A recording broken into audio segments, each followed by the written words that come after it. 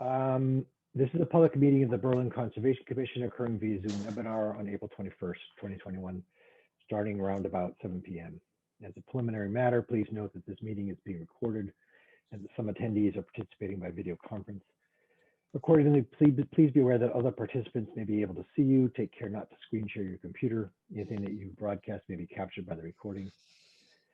So confirming member access, this is John Aney, Chair of the Berlin Conservation Commission. Permit me to confirm members present. Carolyn? Here. Liz? Here. Louise? Here. And then Holly? I'm here. Okay. Robin texted me she's going to be running late and Steve can't make it, and we're trying to round up Walter. One or two anticipated speakers on the agenda. Eric Jansen for an RDA of 145 Story Hill Road, and he might, Chris McKenzie of Dillis and Roy Civil Design Group might also attend, not sure. Anyway, with a quorum of the meeting present, I call this meeting to order at 7:03 p.m. on Wednesday, April 21st, 2021. So introductory statements. This is open meeting of the Conservation Commission is being conducted remotely, consistent with Governor Baker's executive order of March 12, 2020, due to the current state of emergency in the Commonwealth due to the outbreak of the COVID-19 virus. Specific information in the general guidelines for remote participation by members of the public and or parties with a right and or requirement to attend this meeting can be found on the Town of Berlin website at www.townofberlin.com.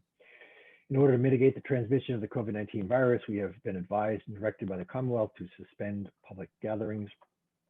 And as such, the governor's order suspends the requirement of the open meeting law to have all meetings in a publicly accessible physical location. Further, all members of the public bodies are allowed and encouraged to participate remotely. The order allows public bodies to meet entirely remotely, provided reasonable public access is afforded so the public can follow along with the deliberations of the meeting. While no in-person attendance to members of the public is permitted, every effort will be made to ensure that the public can adequately access the proceedings in real time via technological means. In the event that we are unable to do so, despite best efforts, we will post on the town's website an audio, video recording, transcript, or other comprehensive record of proceedings as soon as possible after the meeting. Ensuring public access does not ensure public participation unless such participation is required by law. The standard public comment portion of this meeting will accommodate limited public comments. In this meeting, the Conservation Commission is convening using the Zoom platform as posted on the agenda, identifying how the public may join.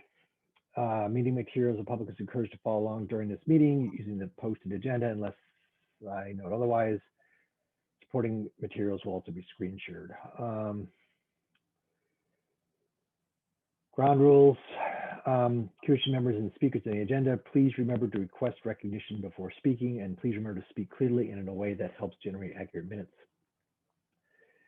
Regarding public comment, to the extent that our technical capability allows, public comment will be permitted during the public comment portion of the meeting as follows. Attendees' phones and other devices will be muted unless and until they raise their hands and are not recognized by me to speak. I ask each member of the public who wishes to speak to identify their name, and I will afford each speaker time to ask a question or make a brief comment. Finally, each vote taken in this meeting will be conducted by roll call vote, and that is that. All right, that was fun. All right, so let's go on to the minutes. First, the minutes of April 7th. Meeting opened at 7:02. John opened the meeting by stating blah, blah, blah.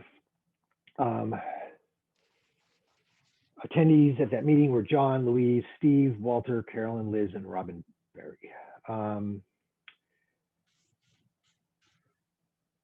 Other attendees, Robert Holmes for an RDA, 57 Ball Hill Road, Shannon Clancy, RDA, Battles Avengers, and Peg Stone of the Berlin Select Board. John, do you mind sharing the minutes? Oh, sugar. Thanks. No worries. And I was there too last week. I thought so, Holly, and I was racking my brain, and I thought Holly, was there, and Louise left it out, and it's all her fault.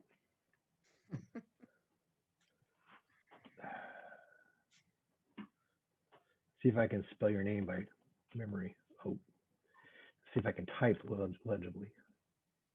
Okay, Holly, I've got you down for tonight. Did I get it right? Holly? She's already. She's signed. she's muted. I just want to, I'll double check, make sure her name's correct.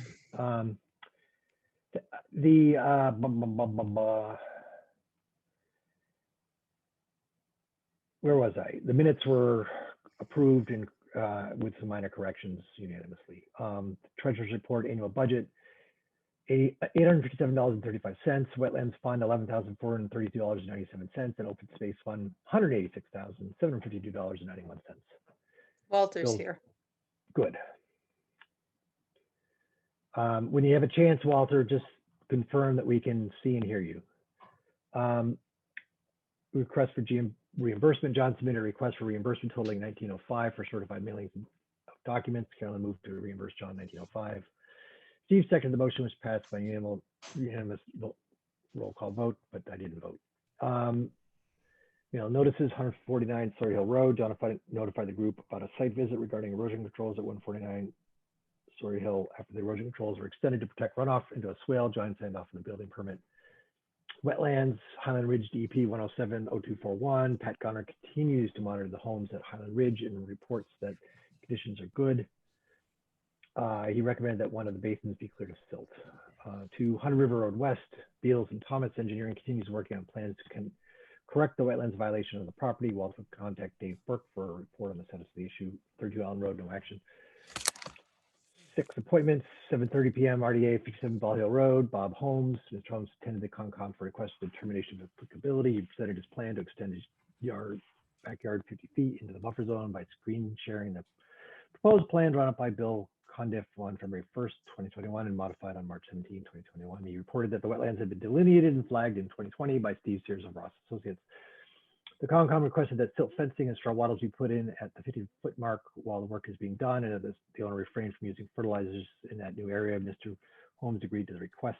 Mr. Holmes will notify the CC when the erosion controls are in place. The CC will do a site visit to verify the placement of the controls before work begins. John asked for a motion to issue a negative determination of applicability with a stipulation that the erosion barriers be in place and inspected before work begins. Walter so moved, and a second by Liz. Motion passed by unanimous roll call vote. 8 p.m. RDA Balance Ventures, Shannon Clancy. I think I left out a syllable somewhere. Shannon Clancy met with the Concom concerning electrical conduit excavation within the buffer zone. A screen shared picture of the site plan showed changes based on recommendations by the Concom have been made. Changes based on recommendations by the Concom have. Need a comma there somewhere. Project description list was also shared and reviewed. John asked for a motion to issue a negative determination of applicability with a stipulation that more erosion controls be installed and be inspected by the CC before any work begins. Walter so moves. Liz seconded the motion, which passed by unanimous roll call vote. No new business. Old business. Earth Day, April 24th, 2021. Louise reported the plans for April 24th that are being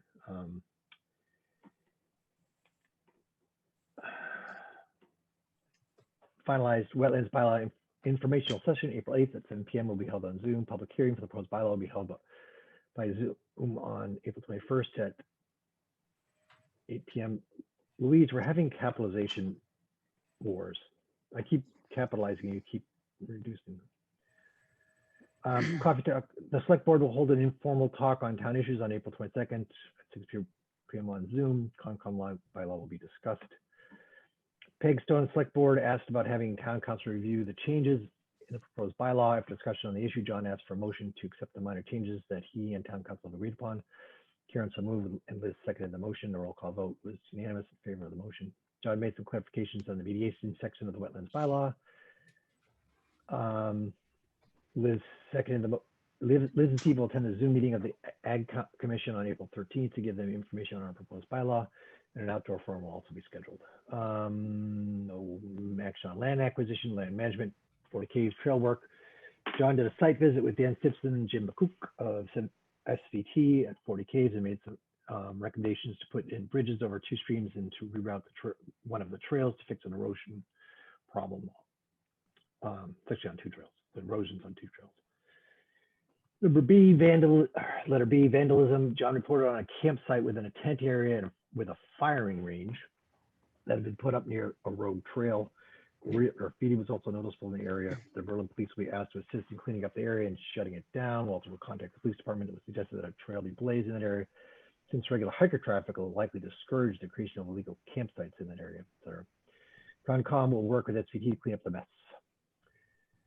Trail committee, John has sent out an email to people who have expressed interest in doing trail work, set up a trail committee. 4 people have responded so far.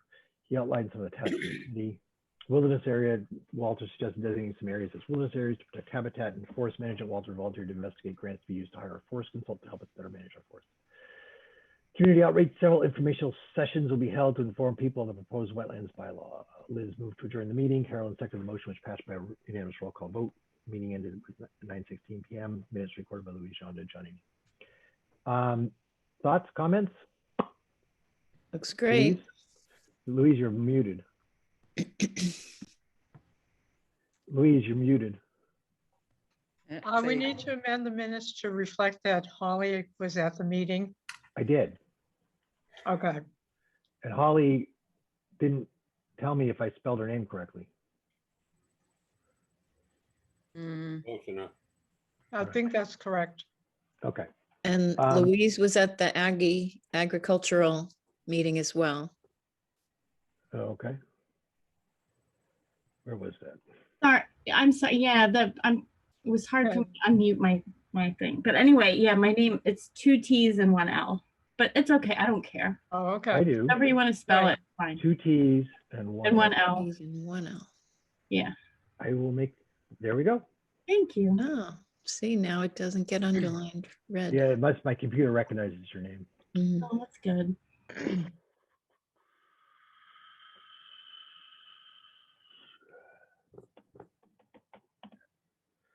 Oh, I hate it when it does that.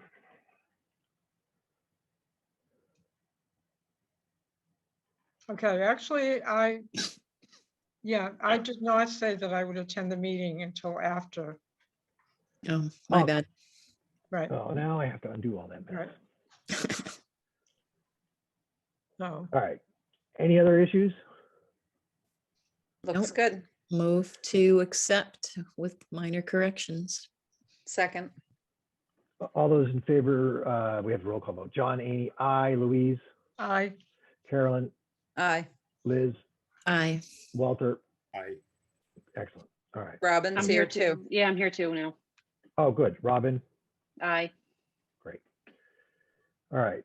Stop sharing on that one. Now we have another minutes issue to address.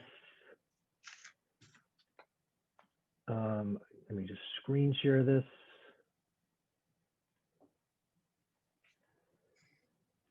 Okay, it was brought to my attention that there was an error in our minutes from November 18th. Specifically right here, under old business 8 wetland bylaw, John reported that a meeting was held with Buzz Harris of the Finance Committee. More meetings are planned with the planning board and other interested parties. In fact, this is an error. A meeting was held with Buzz. He did not represent the Finance Committee. The discussion had nothing to do with the Finance Committee. And as of that point, he was no longer on the Finance Committee. So that was us being too thorough because he had been on the Finance Committee. So I'm recommending that we do this.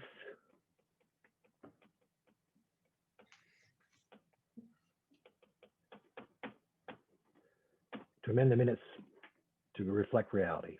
okay, I move that we amend the minutes from November 18th to reflect that Buzz Harris was not on the Finance Committee and was not representing the Finance Committee at that meeting. Second. Further discussion? There is an audience member with their hand up. Okay. Okay, Sure. Janet, go ahead. It's fine that you just did that, as long as you reflect in today's minutes that you removed what you removed. If you're understanding what I'm saying. Louise will take care of that, Janet. Okay, I just want to make sure it's reflected because it was brought to my attention and I didn't, that's one reason why I was here tonight, to make sure that that was correction. Somebody actually emailed me this week to make sure. I just wanted to follow the correct open bylaw because I got a call. Okay. Thank you. Thanks. Any other discussion? All right, so roll call vote, John, I, Louise, Aye. Carolyn, Aye. Liz, Aye. Walter, Aye. and Robin. Aye. All right, so I'll send the corrected minutes to the website. And Louise will reflect in our current minutes that we corrected the minutes of November 18th. I'm writing it down right now. Who seconded? Liz? Yep. Okay. Treasurer's, I don't think it's the second Wednesday, so we don't really have a treasurer's report. And I Correct. just today, Robin, received those forms, so I haven't even Okay, shared them with you yet. I'll drop them in that Google Sherry thingy. perfect. That works well. And we'll worry about it for next meeting. Okay, um, sounds good. But Okay. we do you did have- get the Solomon Pond money. I did I add haven't that gotten in, there so- yet. You're spoiling. Oh, I'm so sorry. You stole his Everybody- thunder. No, everybody already knows anyway. So yes, so great news that the solvent pond mitigation check for $50,000 did arrive. So that's wonderful. So that went into the open space fund.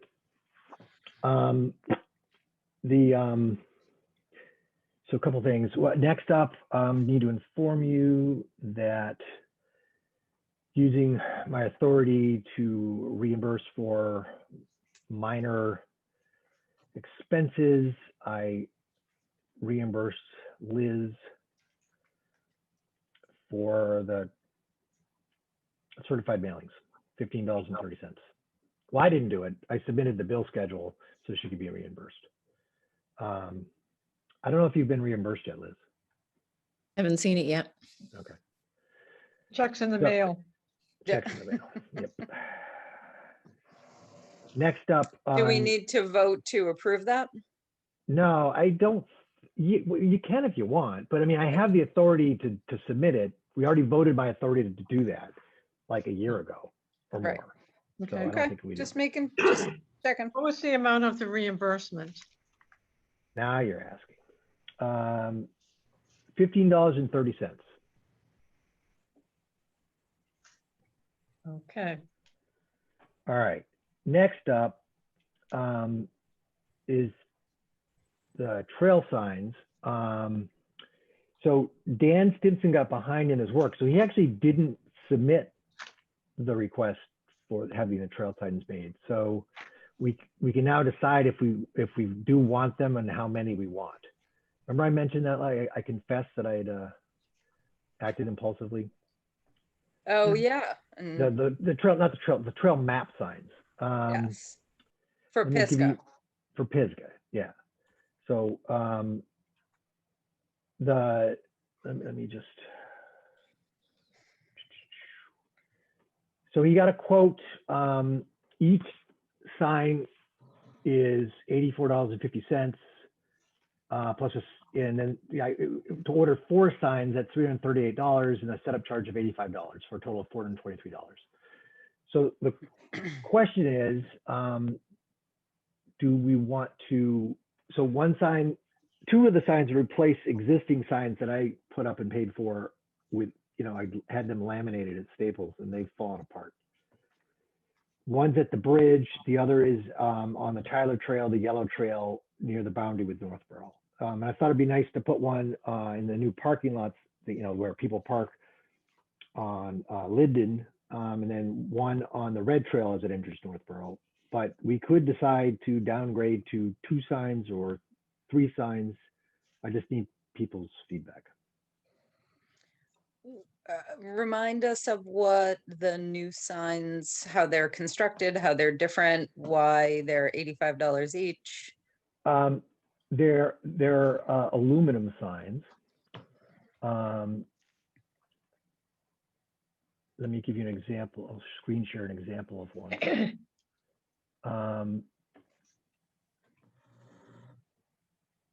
So I don't, if any of you have been to the Lancaster Road entrance of the Mount Laurel Trail, you would see there's a little sign there that Dan and I put up last December. It's aluminum, and the stuff is sort of melded on. So it will last a good long time. They're very sturdy. You know, the weather won't get to them.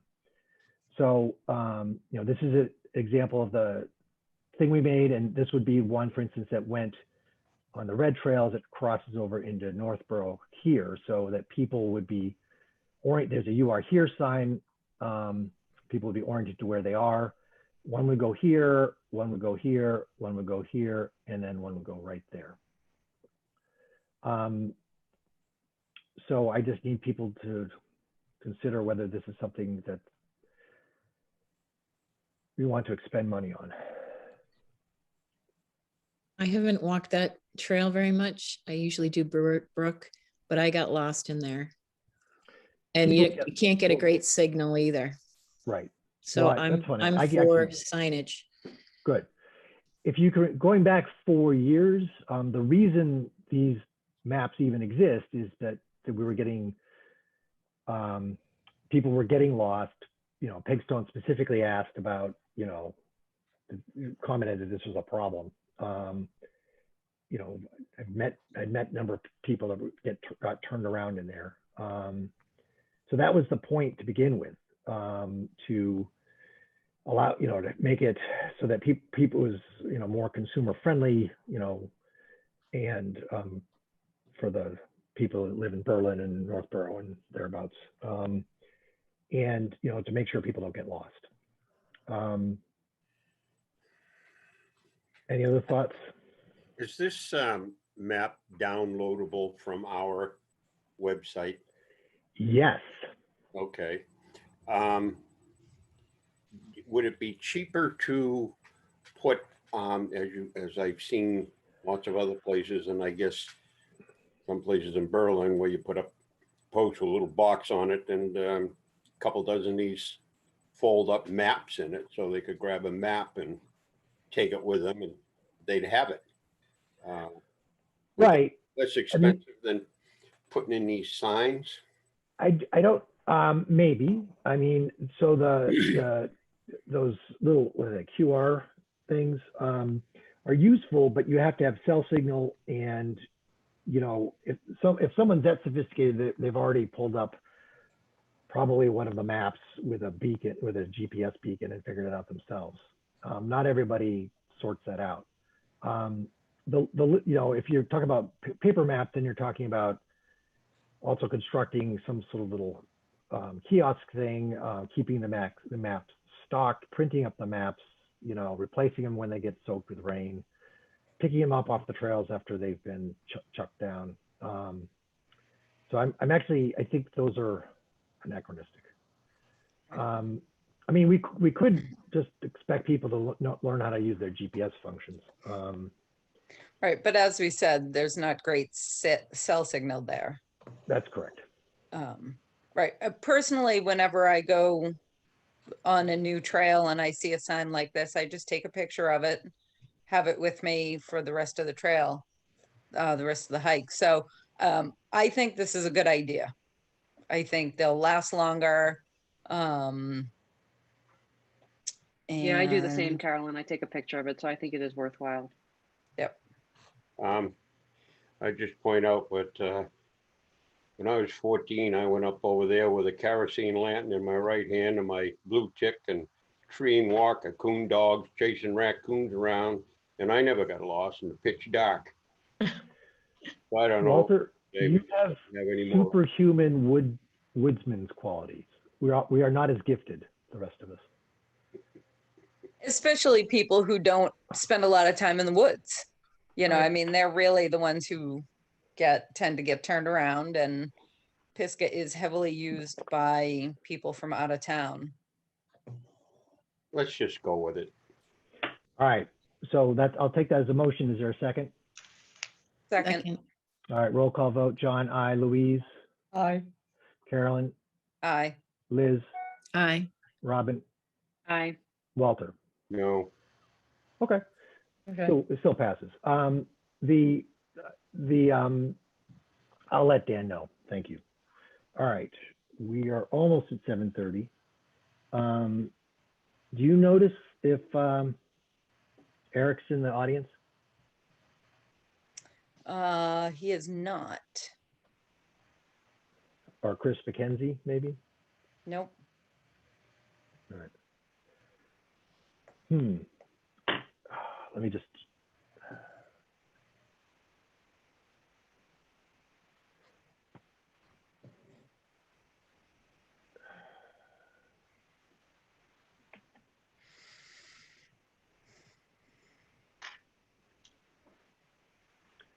Well, I just resent him the link just in case. All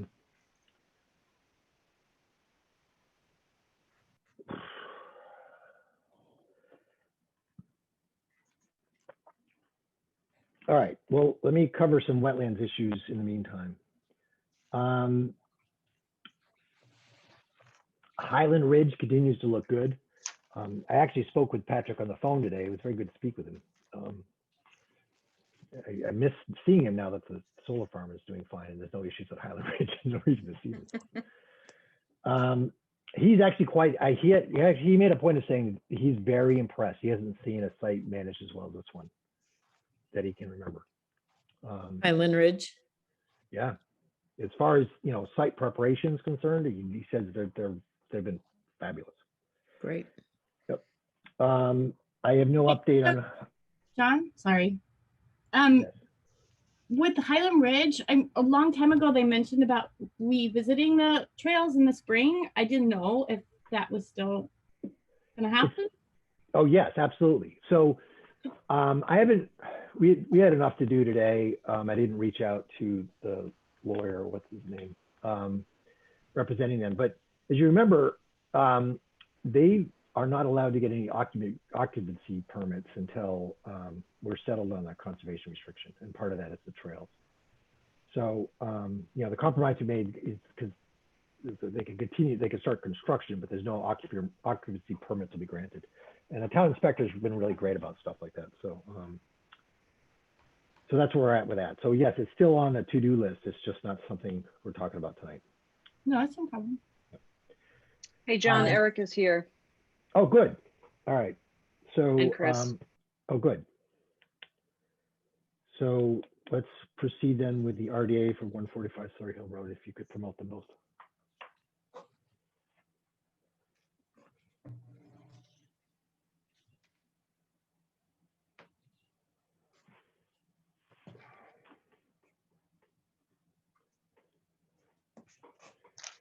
Hi, Eric.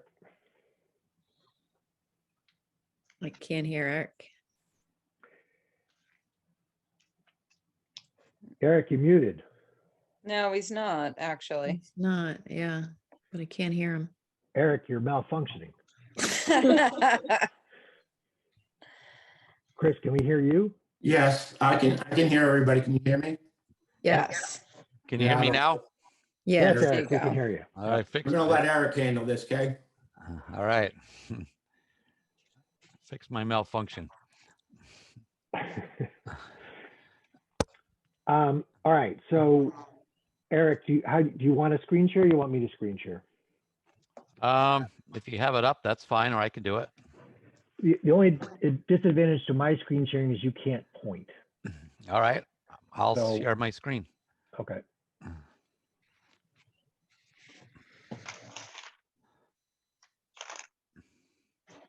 Hopefully you'll see the right one. That is it. Yep. All right, great. So this is the revised, I guess, site plan that we sent over, Yes. just showing the changes that you and I had chatted about when we walked the lot, as close as I possibly, or Chris could possibly get it based on our conversation of pulling it back, off the ledge where we're going to clear the trees, or the slope, I should say. It's not a ledge. Yeah. Slope. Yeah. And so that's what we're planning on doing is keeping the tree cutting and the leveling of the site to, the flat portion, I guess, of what we have indicated here. So Yeah. So we try to capture, which I think is Do a you pretty, want to review what this is about?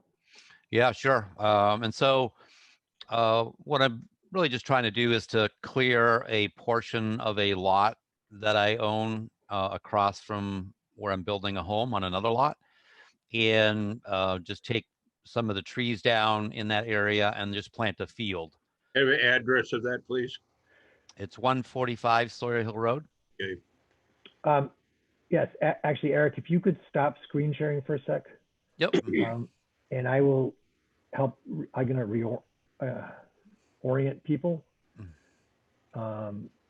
Is that lot that was cleared up on the right by where Plasters lived? No, Okay. let me just screen share, then Eric will get back to screen sharing. Okay.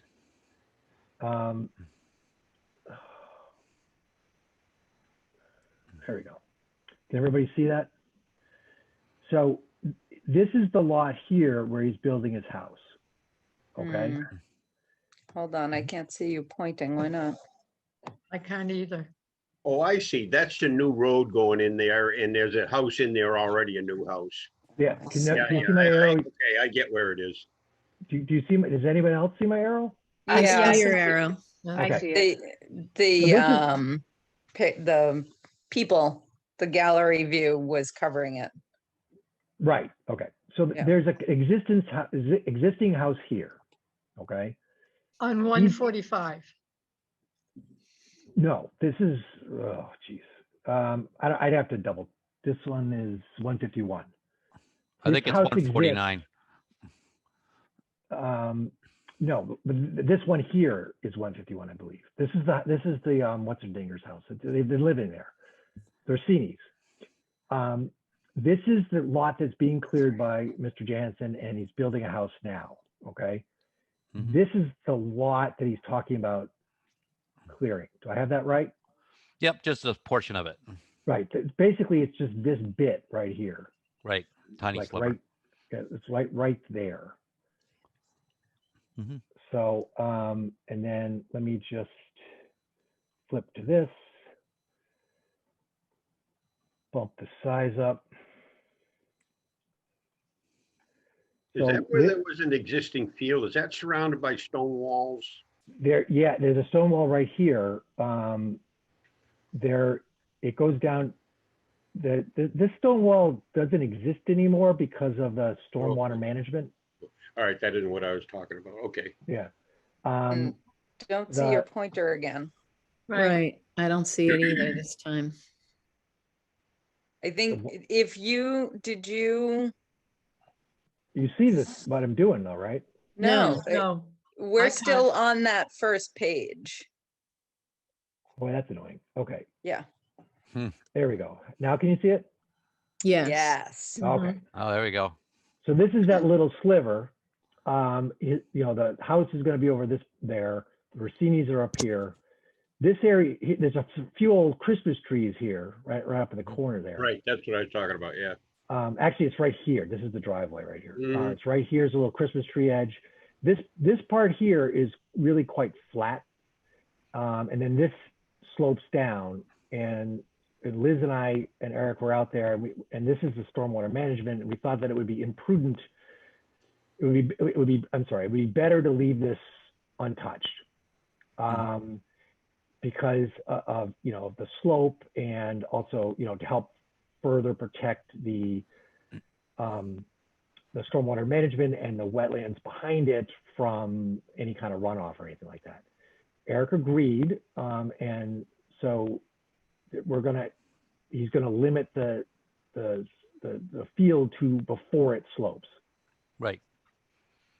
And so that's what his proposal would be. But this part, it's sort of an open forest. It's not very dense in here. The trees aren't very big. There's a dead tree lying across right here. And then he would be putting in straw wattles and silt fence. It's somewhere on this plan. There you go. And that would be inspected before any work gets done, which is easy enough to do. So Okay. just a quick question. Yeah. Just so, because it's hard looking at just a square of the plan, so just so that I'm clear, the straight line is going to be the limit of the work. The kind of scalloped line is the 100-foot, the edge of the 100-foot buffer zone, and all of the clearing is going to happen to the right of that. Right. A little bit of clearing. This is the Yep. 100 foot. So Right, a little bit of clearing is in jurisdictional area. right. So this But is the majority is, so all the clearing was to the right of that straight line. this Right. line. Yeah. Yeah, okay. This, Yeah. this is pretty straightforward. I don't see any problem. It's 100 feet No, away from the wetlands. Virtually, all he's doing is a little bit of clearing. What, yep, you know, I moved that we give a negative, no, wait a minute, pause it, whatever. no. It's a negative. Mhm. Determination of applicability. Yeah. Yeah. Yep. All right. Second. The motion, is there a second? Carolyn seconded it. Any Yep. further discussion? Okay. Roll call vote. Louise, I, John, I, Carolyn, Aye. Liz, Aye. Walter, I, Robin. Aye. All right. Eric, you're all set. So Thanks, John. Thanks, everyone. yeah, okay. Just- Whoa, slow down. So I have to now collect signatures. I have to write up the RDA and collect signatures, which is difficult nowadays because of Zoom. We used to just do it right in the meeting. So I will do that because my commission members have been kind enough to stop by my house and sign it on the front porch. Once that's all collected, we'll send it by certified mail to you and Chris. Okay. You know, then before you can do any work, you have to put the erosion control barriers in place. Then just give me an email or ring or whatever. Okay. And I'll just pop over, which is obviously easy enough. he Yep. could just walk up across his backyard through the woods there and pick it off your porch, couldn't he? That's what I did when I was over there. Yes, Yeah. That works. I arrived by foot. Right. Okay, so When would you like us to sign? I'll email everybody. 'Cause I don't today. It's been a little busy for me the last. Yeah. Anyway, so I don't have it written up yet, but I'll probably try to write it up within the next 48 hours, so it'll be available by Saturday morning. Okay. Can I ask a odd question? It's 145 Sawyer Hill Road, but it's really off of that new road, or does it face Sawyer Hill Road? Like I was up on Sawyer Hill Road saying, Let me I think it's inside, let but me explain. yeah. That's a private road. The road you drove down is a private road. It's not a Okay. town road. Does it Each have a lot- name? It's Eric's Road. It's like a Each- shared driveway. Yeah, it's just a shared driveway. Um, Oh, Each lot has a rat tail with that you know, an extension that faces Sawyer Hill Road. So okay. they're all, Drive more than a road. yeah, it's a driveway. Right. Not a drive. Okay. Okay. So the door doesn't have to face the road. The door can face wherever it wants. Actually, I don't think Eric uses doors. Ah. Okay, so we're all Okay. set. Chris and Eric, thank you very much. Alrighty. Thank you. Yeah. Good night, everyone. Good night. Good night. All right, next up, back to wetlands. I don't have an update on River Road West, 32 Allen Road. Walter, Steve's not here tonight. Walter, could you work with Steve to sort of like prod hit the guy at 32 Allen to sort of like now's a good time to start working? Yeah, I stopped in there, last week and, you know, he seemed agreeable, but gave me the line that the backhoe wasn't working at that time. Well, I told him he better get it going, so I'll stop in again this week, and if he doesn't, I'll let him know that, you know, we're gonna get serious about it, and I'll give him a little push. I haven't really pushed him much, because he's. Right, because everything was frozen Yeah. Yeah. up until Okay. recently. Walter, that's fabulous. Thank you very much. I haven't heard anything about 64 Banner Road, but that's sort of to be expected. All right, next up, I do have to run. So I was contacted by the Chief Clark, the chief of our fire department, very nice guy. So about the installation of a dry hydrant in Northbrook.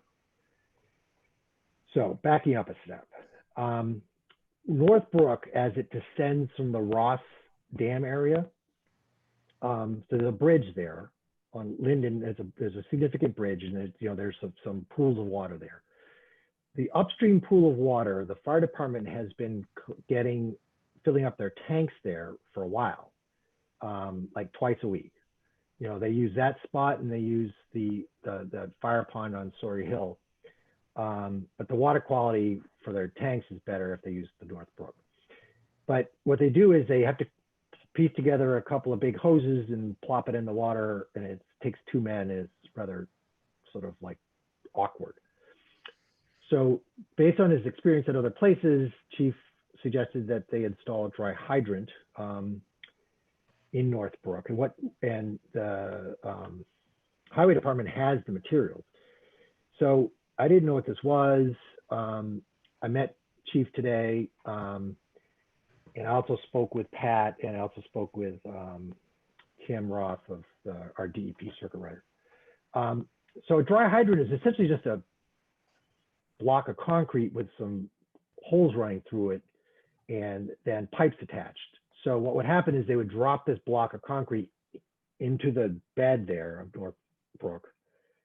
It wouldn't obstruct the stream. Everything could swim around it. But there would be a pipe with thin mesh that would be sitting in the deep part of in the water. Then there would be a pipe that would run from the other side of that concrete thing up to the bridge, take an angle, and there'd be a connector so that they could run the tank up, and one person could simply make the connection, pull the water in. Apparently, once they're full, they do a little back flush to clear out the grate, and they're on their way. So with the way the chief described this, it actually seemed like a reasonable thing, given that they're already plunking the hoses in there and sucking up water anyway. Pat didn't know a lot about dry hydrants, but he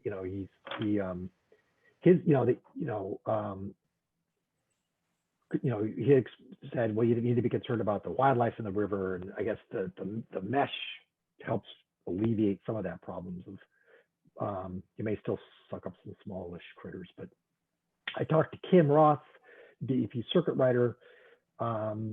She said, yes, this is a thing that's done. However, because it's going to be a permanent structure in the water, they will need to drop an NOI and present it to us.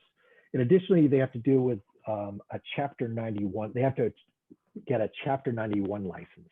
So there's a separate state law governing rivers that the Conservation Commission has absolutely nothing to do with. But the fire department, or in the town, the fire department would have to also get a Chapter 91 license to put a structure in a river. Kim also wanted, she wanted to make sure that the amount of water they suck out wouldn't, adversely affect the flow, the general flow of the river. And that river runs pretty well right there, throughout the year. So, a couple of tank loads a week are probably not going to have any significant effect. Or I can't imagine they would have any significant effect. It won't impact it ecologically at all. It won't harm it. Right. So what are they doing currently to mitigate ecological impact? they have a screen on the edge of the hose they plop in the thing. Right. So but they're literally plopping it. So who knows? Literally plopping. Yeah. So So anyway, so that's just the update. I just want to give you an update of the work that I did today in working with the chief. And I communicated with him that I spoke with Kim that they need to file an NOI and get a Chapter 91 license. He said he'd get on it. So I just wanted to make sure that people are aware, and if they were to give any feedback or any thoughts.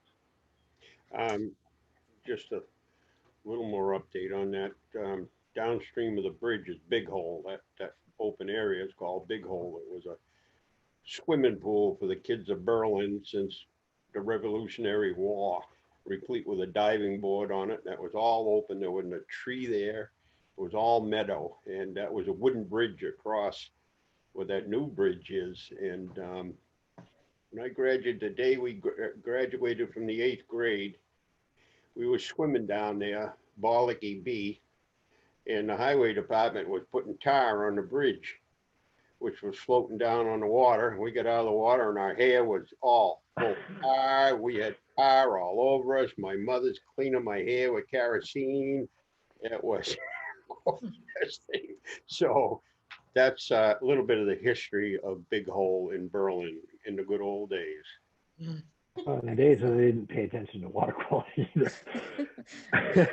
And you cleaned your children with kerosene. Yeah. I mean, it might have been gas, but it was, she couldn't get out of my hair. Sure. Yeah. The graduation. Well, I would slick it back pretty well. Yes, Louise? Would the fire department be the only ones who'd have access to that hydrant? Yes. It's like any kind of fire pond. Mm-hmm. You know, There's one existing, I think, isn't there one on Ball Hill Road at that water hole? I'm yes, sure. yes, but I think that Right. might be in Northborough by then. I'm not sure. Yeah, they haven't, there's quite a few of them around. Right. Yeah, Isn't there there's- one on Sawyer Hill Road? Yes, absolutely. Yes. Actually, Pleasant Street at the bottom of Sawyer Hill. Pleasant Is it that? Street. No, no. That's something Oh, different. yes. Yeah, that's what I thought. That's a tiny little one though. I don't think they Yeah. use that. Oh, I don't okay. actually think they use that. He really talked about the ones they use being, he said there's a couple of little ones around, but the ones they use the most are currently Northbrook and also the one on Sawyer Hill. Yes, there's a little one on Pleasant and there's one up on Ball Hill. I was just running by there today. I can't remember if it was in Northborough or Berlin though. It's in Berlin. Okay. So the only other question I have is, does DCR have any jurisdiction over that? No, Okay. Just because of the dam is right there and I wasn't sure how far no. DCR was concerned. I don't know. I mean, the chapter 91 license and the NOI would probably trigger a lot of stuff anyway. So Okay, Um, excellent. question, so they fill up a tanker twice a week, and is that they practice with the water? Where does the water go? they put out fires and maybe they have to rotate the water. I don't know. I've never been on the fire department. I'm not the one that answers that. Just wonder if it's getting squirted somewhere else. I don't know. To empty, I don't know. me either. Maybe I don't know. Thanks. Okay. Next up on wetlands is I did do check the erosion control barriers on 57 Ball Hill. All looked good. I gave them the go ahead. Okay. Next up, Earth Day, Saturday, April 24th, 9 to 2. Louise, how are we doing? I think we're pretty well organized, okay. We've had a few people who've let us know that they were going to be cleaning certain streets. I don't know, Liz, do you have any other comments? No, Louise has got it well in hand. There's new maps.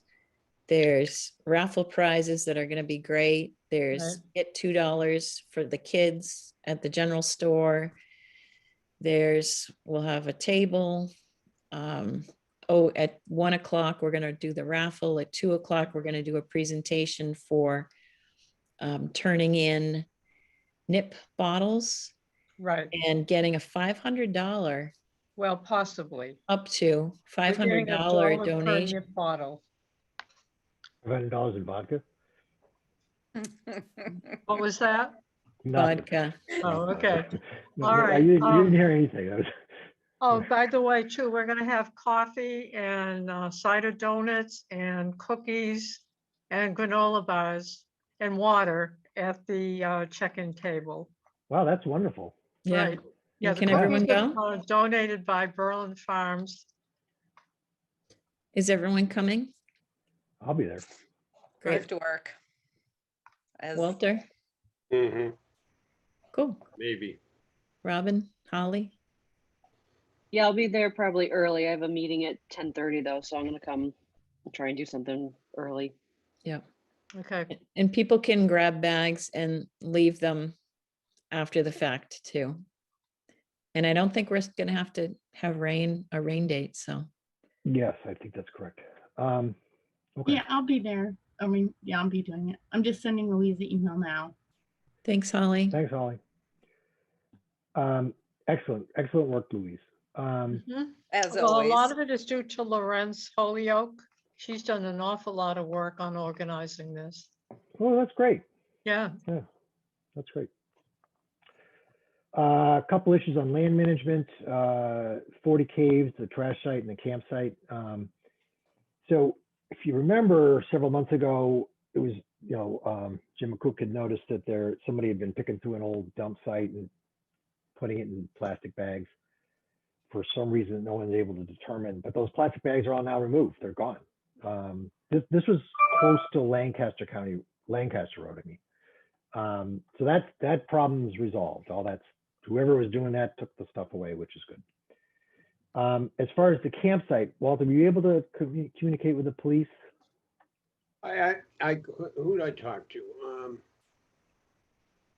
Yeah, I talked to our chief, but it's hard to pinpoint it. I meant to call Dan and I forgot to, but is it cleared up itself? I don't believe so. That site's still not cleared up.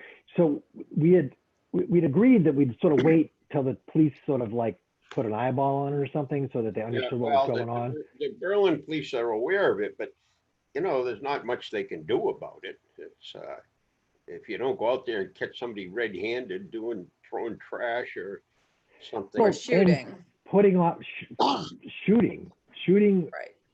Illegal shooting.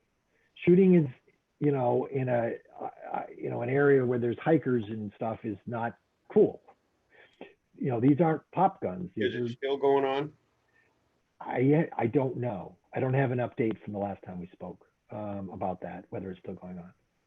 I can reach out to Jim McCook. He's been wonderful. But I don't know. I don't know if you want to just go grab an officer and go out there and just take a look, and then I'll give the green light to Dan and Jim to, and then we can maybe work together to clean that site up. All right. Okay. Let me see, what happened to the map that has it all marked on it? When we're done, I could send it back to you again. Yeah, okay. Okay. You also may be able to contact Jim. I mean, he'd probably be willing to go tag along. Yeah, email me his phone number, will you please? Yeah.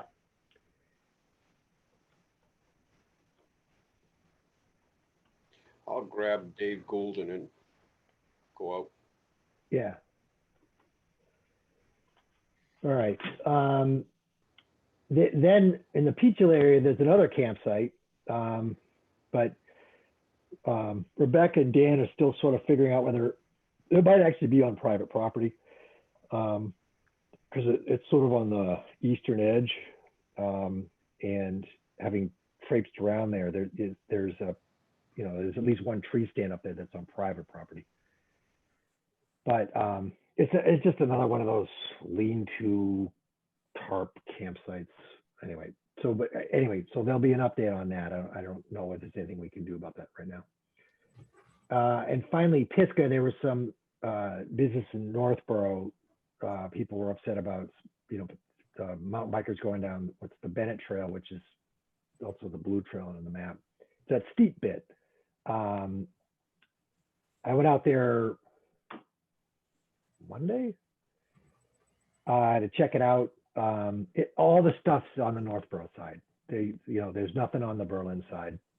I mean, the trail's gotten a lot of use from hikers and cyclists, clearly. And a couple of cyclists, some bikers did set up some steep drops, which is not cool. They shouldn't be doing that. But it's all in Northborough. There's nothing on the Berlin side. So I let Mia know, and that's that. What else? It's almost 8 o'clock. That's good.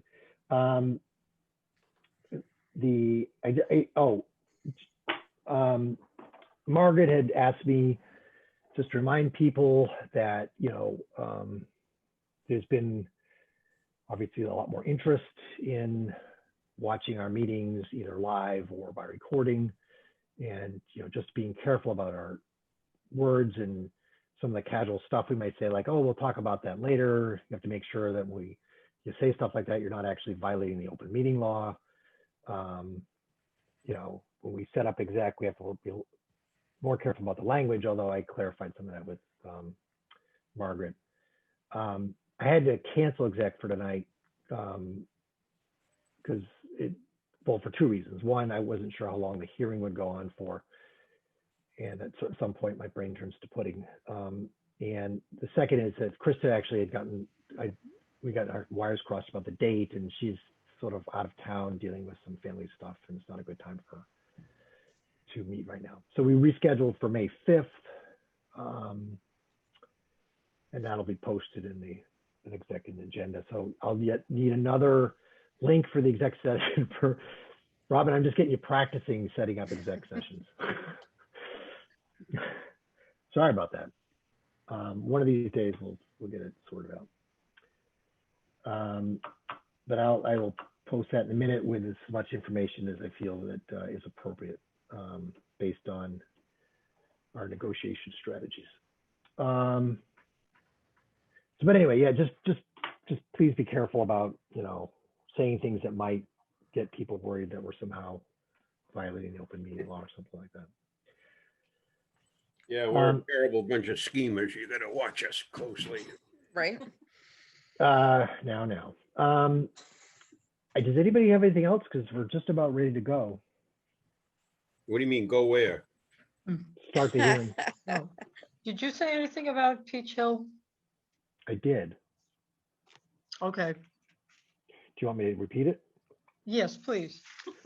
Rebecca Longval is a conservation agent in Bolton, and another hiker had noticed there was a campsite up in that area, but they weren't clear whether it was on the Peach Hill Conservation Area or on private property. So they were Dan let me know about this, Dan Stinson of SCT. They were going to sort out whether it's on our conservation land or private property. Rebecca also had, as an FYI, set up a project with some of those QR codes around some hiking around the aquatic area. And, I told them it was okay to include the Peach Hill and some of those trails for the QR things. So on their website, they now have a little QR trails you can follow, one of them being, the Mount Laurel Trail, which is nice. So sort of working with our local communities. So none are as good as Berlin, so just saying. All right, so it's 8-ish o'clock.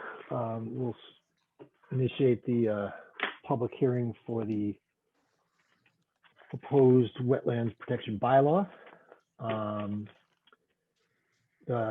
The Conservation Commission is promoting a warrant for our Town of Berlin Wetlands Protection Bylaw.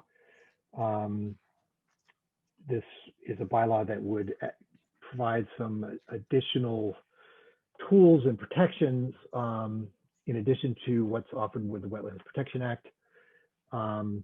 As has been noted, about 60% of towns and municipalities in Massachusetts have such bylaws. This is the latest iteration, one that's been the consequence of going back to the drawing board and making and negotiating and making accommodations. This bylaw is based on a template that is promoted by the Massachusetts Association of Conservation Commissions. That template has been was drawn up by volunteer attorneys working with METC. It's a template that's been used by a number of different towns in the Commonwealth. And, I had a chance to speak with one of our town attorney consultants who fortunately is not only familiar with this type of thing, but actually served on a conservation commission in a different town for at least a decade. Quite familiar with this kind of thing. She said this is a sort of a normal standard bylaw. It sort of fits the general pattern of things, seems to be quite reasonable, and she saw no problems from a legal perspective with its existence. The bylaw, you could sort of, there's two major goals associated with this bylaw. The first goal is adding some extra protection to wetland resources. The second goal has to do really with allowing us some extra administrative tools so that we can do our work more efficiently and effectively. The environmental or wetland protection issues are basically number one, it provides some additional protection for vernal pools. If vernal pools are part of a greater wetland system, they're already protected. If vernal pools are isolated from a greater wetland, at present they're not protected unless they're certified. This bylaw protects both certified and pools that meet criteria for certification, which means that it allows us to regulate what goes around them as opposed to what currently exists, which is that there's no regulation. Doesn't mean that there can't be some sort of development around vernal pools. It's the same as, you know, what we were dealing with today, for example, where somebody wants to put in some yard near wetlands. It just means that it's regulated and they have to come with us to make sure that it's done in a way that protects the resource. Another sort of wetland protection that involves intermittent streams. Intermittent streams currently are partially protected by the Wetlands Protection Act and regulations. Where they're not protected is where they're upland from a sort of a larger wetland area. So for instance, if there's a stream that's burbling down from one of the local hills and is destined towards a large wetland area with, you know, bogs and whatever, or, you know, before it gets close to that established wetland, if it is an intermittent stream, even if it runs 11 months a year, it's not protected. So there's no, and what that means again is that there's no way of ensuring that work near the stream is done in an environmentally sound way. That doesn't mean that work cannot be done near the stream. It just means that it's done in a way that, you know, is protective of that resource. Because, you know, the upland intermittent streams are obviously important to the downland wetlands. Another thing that this does is it codifies the 25 turns our 25-foot no disturb policy in a 25-foot no disturb zone bylaw. This policy's been in existence for a number of years. Almost everybody already respects it. Where you know, it almost never becomes a real issue when we're working with developers or homeowners, but occasionally it does. And on those rare occasions, you know, if we turn down something because they're just simply disregarding it, it's bound to get overturned by the Department of Environmental Protection. So this adds some extra protection around wetlands. And the question would be, why are we doing this? There's two reasons. The first is that from environmental perspective, the area close to wetlands is very important for habitat for small creatures. They use that land to travel back and forth, to migrate in and out of the wetlands. They're sort of critical for the health of the wetlands ecosystem. The second is to help protect the quality of water in wetlands. That all the area in the buffer zone acts as a filter for any kind of pollutants running into the wetland. One of the chief reasons that there is a 100-foot buffer zone is because of that function. The closer you get to the wetlands, the more important that function is. Ecologically, it's actually a rather complex analysis because it has to take into account the type of ground cover, the type of soil, the slope. But that gets way too complicated, and it just seems like 25 feet is sort of a reasonable distance. And so this is something that we feel strongly about, that we really would prefer that nothing is done there. However, sometimes things do happen within 25 feet. There are agricultural exceptions. There are grandfathering exceptions where, where things are already in place, for instance, somebody's lawn maybe within the 25 foot, and that's the way it is. And there's also exceptions if there are if they can demonstrate that there's absolutely no other alternative but to go within the 25 feet. But anyway, I mean, as I said at the beginning, most people already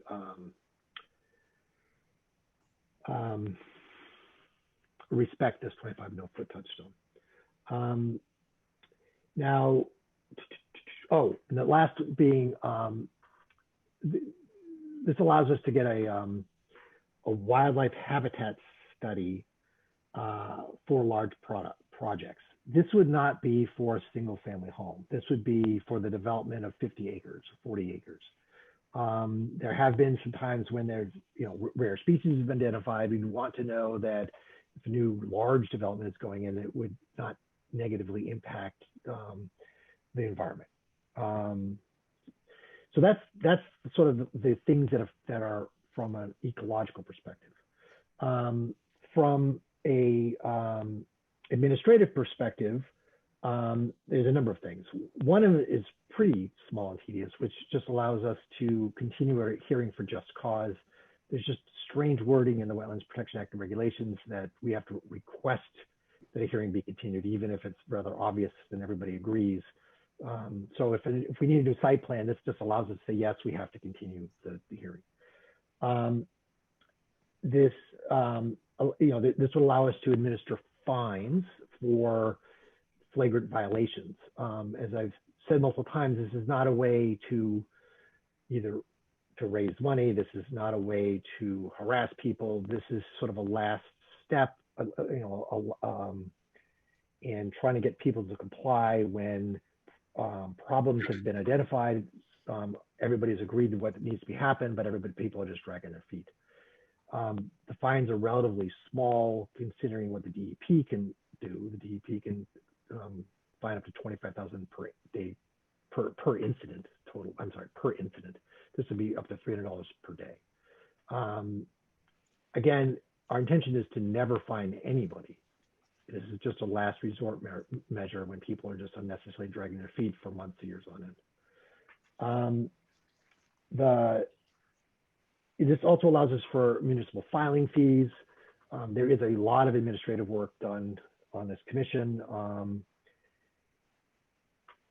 Most other, towns that have their wetland bylaws have filing fees. For instance, an RDA fee might be somewhere from $50 to $100. So Eric would have had to write a check to the town for $50 to $100 for this recent thing.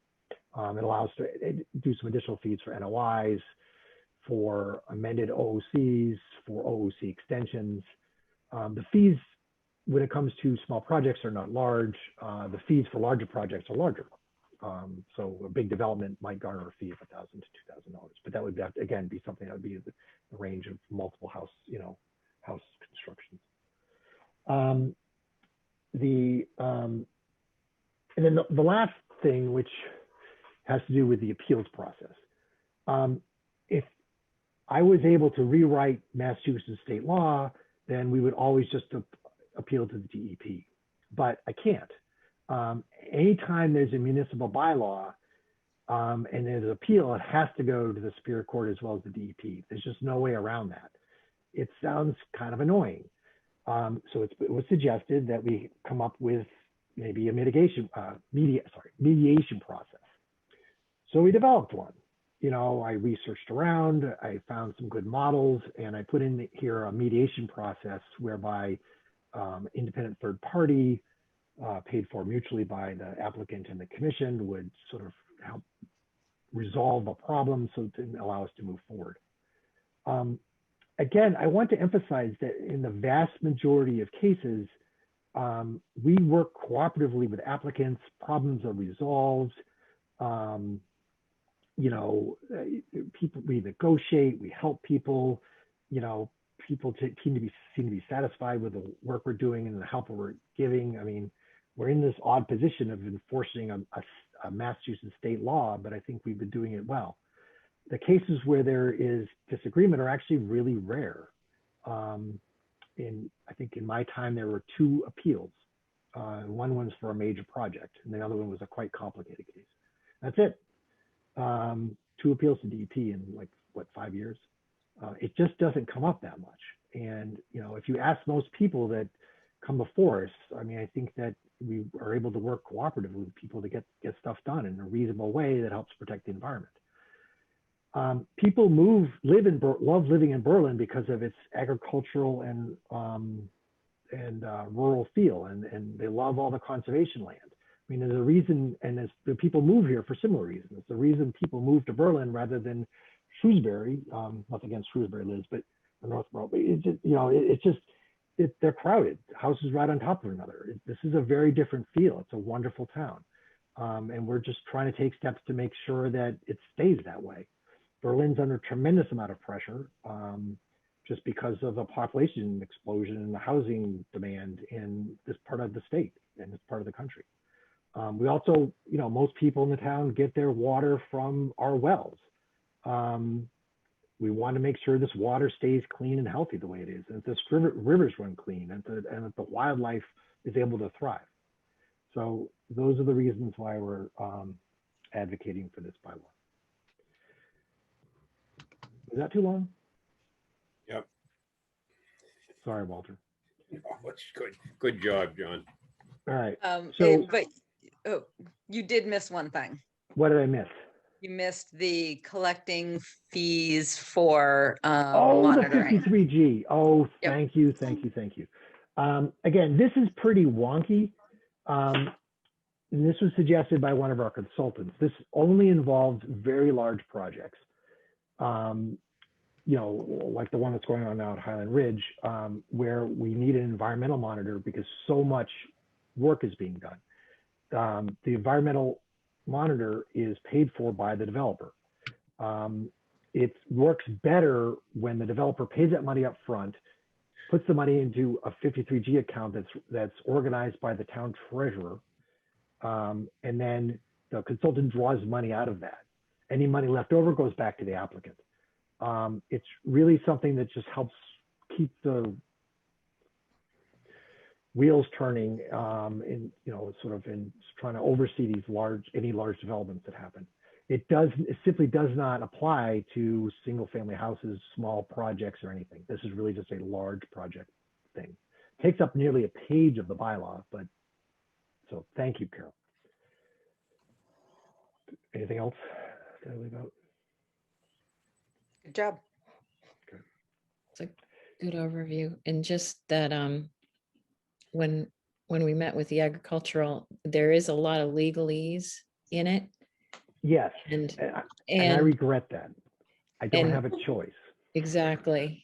But to restate that a whole bunch of it, and we can show people how much of it is just restating what we have to restate that's already in the Massachusetts bylaw. It's where, you know, it's Wetlands It's Protection Wetlands Act. the Wetlands Protection, yep. That And regulations. it's hard going, and I've been in this the whole time. And I'm glad that we have that paper that people can see that so much of it is just repeating what we have to repeat. Thanks. Yep. Yeah, that is unfortunate, and it is a slog, but this is based on the MACC template, and which there's been a lot of case law. In other words, a lot of lawsuits over the past several decades about all this stuff, and so it all gets sort of funneled down into more verbiage and bylaws. That's not something, I don't like it, but it's not something I can do anything about. Just Right. like The reality is that it is a law and it needs to be able to be approved by the Attorney General. Yep. And so therefore it has to have all the attorney language. I think the emphasis would be there that it's nothing in addition to state law. It's a replication or a copying of the state law, which is in existence, only we have to also add that language, which is already in existence and people already have to comply with. We're just required to add that to the local bylaw. So there's nothing in addition or more prohibitive with that language. It's scary, but it's legalese, as it was described earlier. Yes. Should we open up the questions? Sure, we have 19 audience members. Actually, And Peter Hoffman is listed twice, so I don't know if somebody else is listening in with him. Peter's hogging two spots. Does anybody in the audience have any questions? Raise your hand.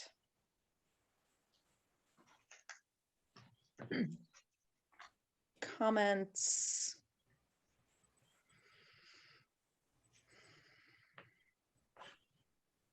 Well, this might be a quicker meeting than I thought, John. Oh, Okay. we got one. All right.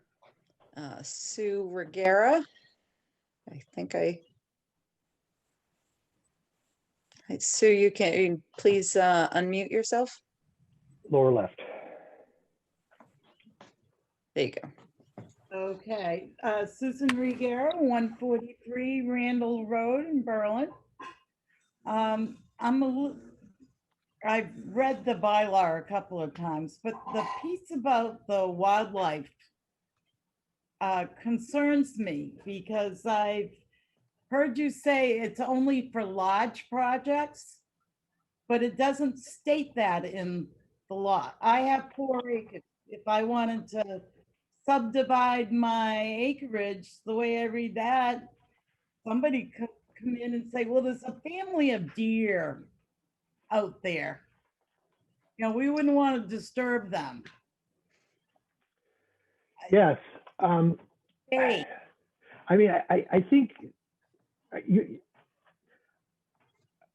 Susan, I think my best response to this would be to just talk to people that have been in front of us before.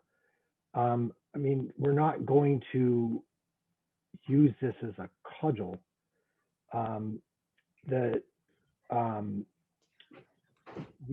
If you, in Berlin, you could make 2 lots out of 1 lot.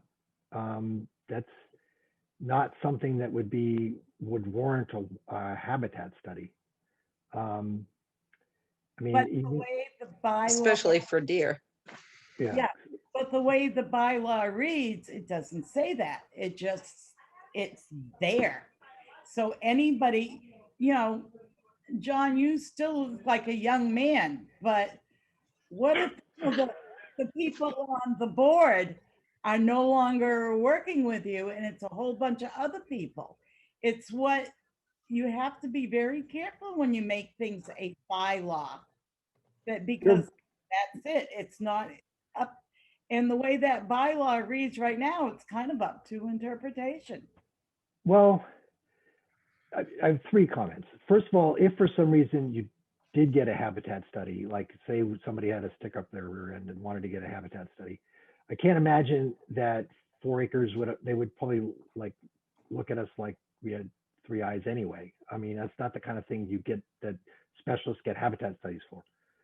Number 1. Number 2, bylaws can be overturned. You know, I mean, if the town all of a sudden decides that we've turned into a bunch of mini dictators and we're doing things, you could also just overturn it. Thirdly, similarly, we serve at the discretion of the select board. We're not elected, we're appointed. You know, the one appeal if this is just to talk to your select board. Yeah, and but I guess again, the 4th point I would say is it's just, you're not. Thank you for calling me young, but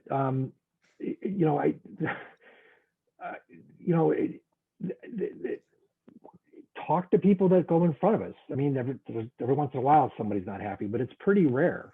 You know, I think we've been pretty reasonable to work with over these number of years. I'm looking at going forward. Right. But again, I don't think Berlin is not a city. It's a small town. People know each other. I mean, you have to want to work with your neighbors. We shouldn't really be strangers. John, my response to Sue is this. Sue, the State Division of Fish and Wildlife has maps all across the state of documented endangered species of special concern. Berlin has some of that, and it's mapped out. 80% of that area is already in town conservation land. Very little of it is private property. So if somebody wanted to go in and put a project in 4 or 5 house lots in this wooded area, and the map showed that it was endangered species, they would do a study, and out of that, there is proof of endangered species does not have the key to prohibit the project, as a matter of fact. It's sort of like the wetlands law itself. It might be able to require certain changes in the design and the layout or something like that, but it would not result in stopping it. The idea of deer, raccoon, mink, fisher, you know, none of those, wild turkeys, none of that stuff would prevent any kind of subdivision or something like that. But if there was But it doesn't speak to that. You need to either tighten up the language. I mean, but right now it's vague, and that makes me uncomfortable as a resident.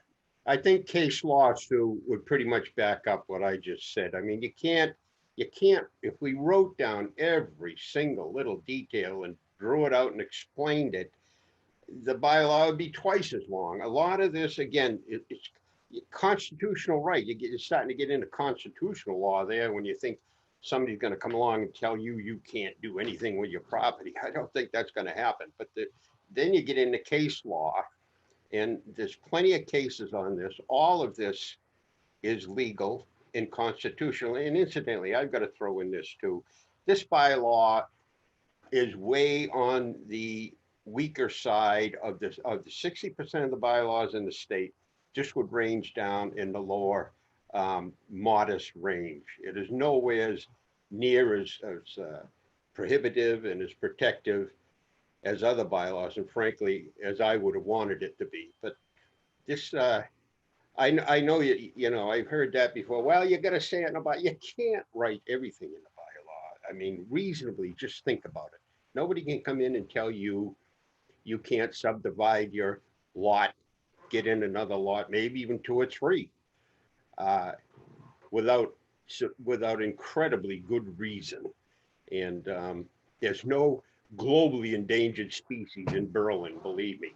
There might be some regionally endangered. So it's not, I appreciate how you look at that and you see that without having experience with these things. But I hope you can take my word for it.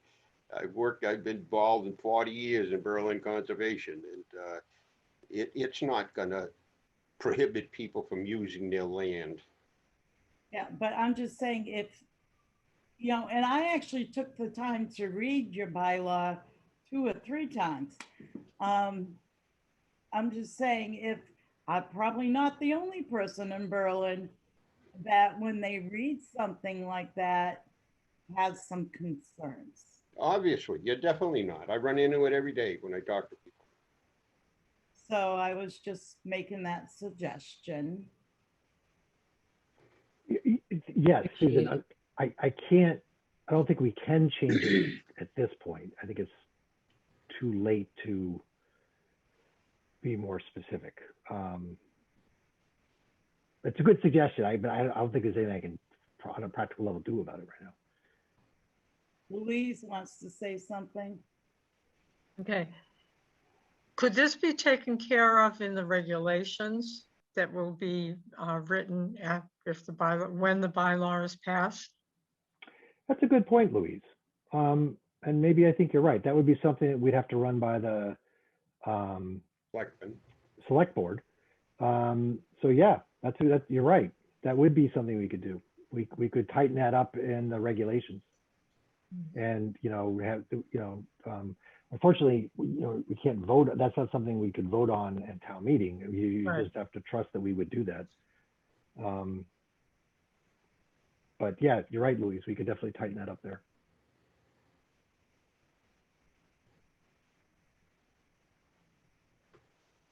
Okay. Thank you, Susan. Thank you, Susan. Dave Burke has his hand up. Hey, Dave. Hey, Dave. Unmute. There you go. Okay, gotcha. One or two observations. I guess the first would be under Article 2, jurisdiction. Except as permitted by the Concom, no person shall commence to remove, fill, etc., including lands adjoining these resource areas out to a distance of 100 feet. Yeah, known as the buffer zone. That's just reiterating the 100-foot buffer zone. That just means that you accept as permitted. So that's just essentially. I wasn't done, if you don't mind. Oh, I'm sorry, Dave. Out to a distance of 100 feet. That would suggest that that may be a resource area unto itself. That's just an observation, because this number 2 jurisdiction is a little cloudy, known as the buffer zone. Okay, and then we have perennial rivers, streams, brooks, and creeks. Lands adjoining these resource areas out to a distance of 200 feet. Is that a buffer zone, or is that the riverfront area? Because that's the riverfront area. Difference. That's the riverfront area according to the Rivers Protection Act. Okay, so lands out to 200 feet beyond a perennial stream, brook, creek, whatever, and the language here is it's identical to the Lincoln bylaw. Known as a riverfront area does not have a buffer zone out to 200 feet.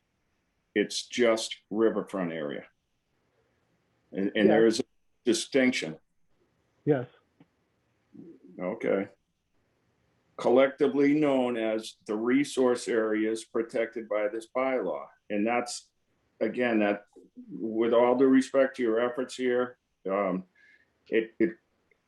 you're calling all of these things, including the buffer zone, as resource area.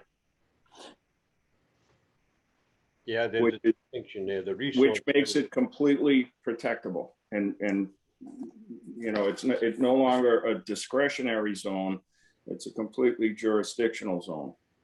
So, David, you're suggesting that the word resource zone or area that we put in there, there's places where it should be changed to buffer area. Yes, Walter. Okay. And because there is a distinction. I didn't pick that up. Yeah. Yeah, you know, again, a resource area. Once you deem something a resource area, it becomes completely under your jurisdiction. It becomes a yes or no question what one could do in such an area. If it's a discretionary area, then it's debatable, and what you're really trying to do throughout any proposed project is to protect the downstream actual resource area. And bear with me, I haven't had my hands on this for more than a day, and that was one of my observations, and I'm not disputing anything, I'm just kind of bringing something up. The no disturb zone is something that's going to become onerous. It's upon the way the town's set up right now, it's going to be a tough deal to manage. And I've said this for years. You know, for instance, and I'm not against it, the 25-foot no touch, it does make sense. And John, I totally appreciate your introduction to the bylaw. I listened to it in full, and I know how committed you all are, and I respect what you're doing. But the no disturb shall not be cut or trimmed in any manner. Prohibited activities within the no disturb limited to grading, which I can understand, landscaping, planting, harvesting, mowing, vegetation, clearing, cutting, trimming, filling. That language, you know, when you getting after somebody for trimming within 25 feet of a wetland, you're going to be chasing people all over town. And I would suggest that in your regulations, which was, you know, I'm glad you brought that up, and hopefully those will be vetted as to the extent possible. But trimming within 25 feet is a tough thing to enforce, especially when we don't have an enforcement agent. And that's just, again, another observation. of mine. It's a good one. Excuse me? It's a good one. Thank you. I haven't had time to burn through this as I should have, but that was a good point by the last contributor there. The commission may require a wildlife habitat study of the project area, and to clarify Walter's point, which was a very good retort, is unless, Mass Natural Heritage and Endangered Species Program tells us where, well, to the degree possible, where endangered animals exist. And so it's not like you have deer in your backyard and you can't do this or that. So I totally concur with Walter on that one. That shouldn't be, unless it's, clarified with a little bit of Mass Natural Heritage language. That's a good one. And wildlife habitat is really hard to quantify too. So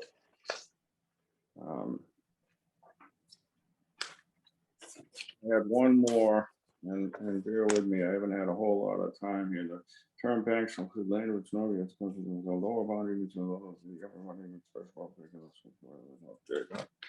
that's fine. Otherwise,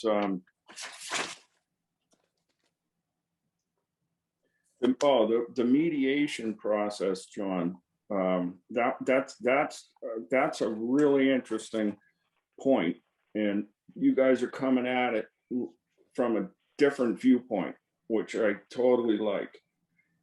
Instead of winding up in Superior Court, you wind up with a third party qualified professional of some sort, all right, to arbitrate whatever might be at hand.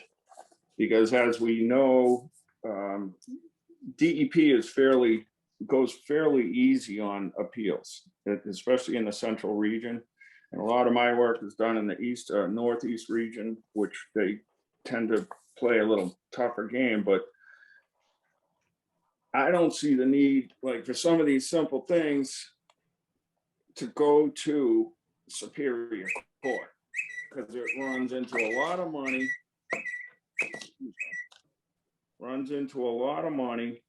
And it takes 6 to who knows how many months time to resolve. So, but at the same time, John, I registered what you said about, you don't know of enough. I don't, and I said the same thing a week ago to someone. I don't know of a bylaw that can be brought to resolution, an appeal that can be brought to resolution under a bylaw outside of the state court. And I think what you guys are suggesting is refreshing. It's like, yeah, let's get there. And that's a big one. I think it's progressive thinking, and I like it. And Thanks, those are my contributions for now. Thanks, Dave. That language on the jurisdiction is pretty much right from the template. So I would check a couple of minutes ago. And the lawyer didn't comment on it, so I think I don't really know. I mean, I see what you're saying, Dave. I'm a little perplexed, but frankly that particular language came straight out of the template. Which language, John? When you said that in the parentheses thing under jurisdiction, collectively the resource area is protected by this bylaw. I mean, that most of that paragraph came right out of the template. I actually took some stuff out that had to do with tidal pools and stuff like that, because we don't have any coastline. But that, that was something that just came right out of the template. So I didn't add that in there. No, I'm not. I'm not suggesting that you do. I'm just watching out for what you take on for responsibilities. Is like, is the 100-foot buffer zone a resource area? Yeah. I'm not a lawyer. I mean, the way I'm interpreting it is that part isn't really changed. It's a big one though, John. It is a big one, because you are then supposed, and not to cut you off, I'm sorry, excuse me, but if you're assuming, and it kind of leans that way in this paragraph, if you're assuming that the 100-foot buffer zone from any resource area, and then a 200-foot buffer zone from any perennial stream, creek, bog, or stream, creek, bog, whatever it is, beach, blah, blah, blah. There's a big difference, two things. There's a big difference from a 100-foot buffer zone to a 100-foot resource area. Understood. And many of these bylaws across the state, will incorporate the 100 feet from an inland bank, land under water bodies, a BVW. They'll somewhat innocuously call that a resource area unto itself. And that Right. gives the issuing authority virtually total control over that area. And for a lot of people, that's okay. And I'm not arguing against it. I just want it to be clarified. I mean, I think from an amateur legal point of view, I would say that our inclusion of the 25-foot no touch zone would indicate that, that is the area which might be classified as a resource area, not the extra 75 feet or the extra 175 feet. That by inclusion of the 25-foot no touch zone, we have demonstrated that that is the area that might be interpreted as a resource area and not the other part. Okay, that adds to clarification of that. Yeah. And I would hope that would be bolstered. Yes. And again, we can bolster that in the regulations afterwards too. Well, hopefully the regs get vetted as well as this is being vetted, My one other concern, if I may, John, excuse me, with all due respect to the chair, there's no reference to a limited project status in the bylaw. Have you guys considered that whatsoever? No. What do you mean? 310 CMR 1054 is I don't have my regs on me, but the limited project classification or status is allows certain things to be done in say a wet-locked piece of property.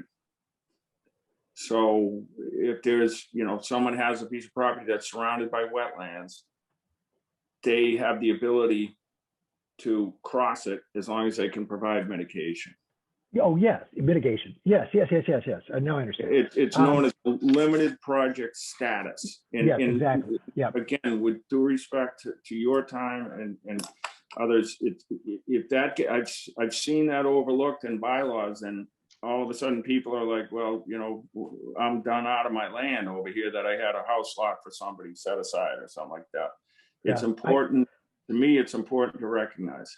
Yeah, that's a good point. Again, something potentially for the regulations. I think my understanding had been that land taking by misinterpreting the Wetlands Protection Act is just a bad idea. Yeah. I can think of a piece of property right now where the only way to get to it is, if it were to be developed, would be to cross a perennial stream. And it's my understanding that that's their right, that there's no way that we would have any kind of footing for preventing that, that you can't take land that way. Unless there was an alternative way of going about. Unless there's alternative, right. Correct. They don't have a right to develop every square inch of their property.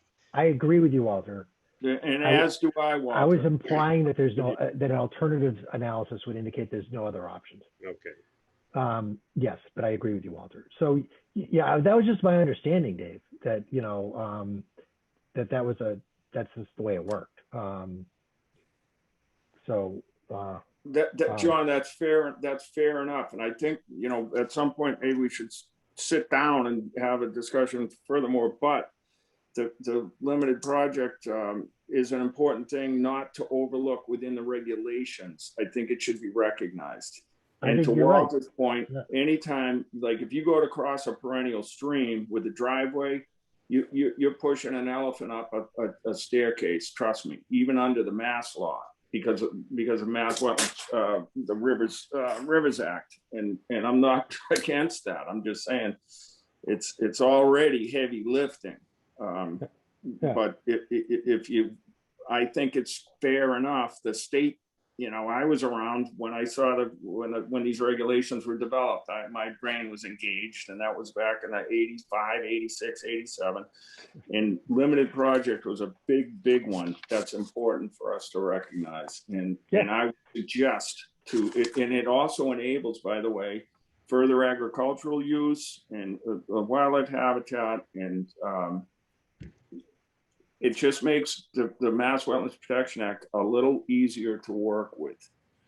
And I think let's don't forget it. No, I agree with you. I think that's a very good point. Thank you, Dave. You're welcome. Thank you. Okay. Any other questions? And Dave, I'd love to sit down and talk to you about this stuff later if it all goes. I hope we shall. So two hands, Jay Teach raised his hand first. I will open his mic.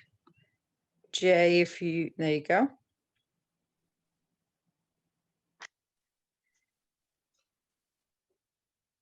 Jay.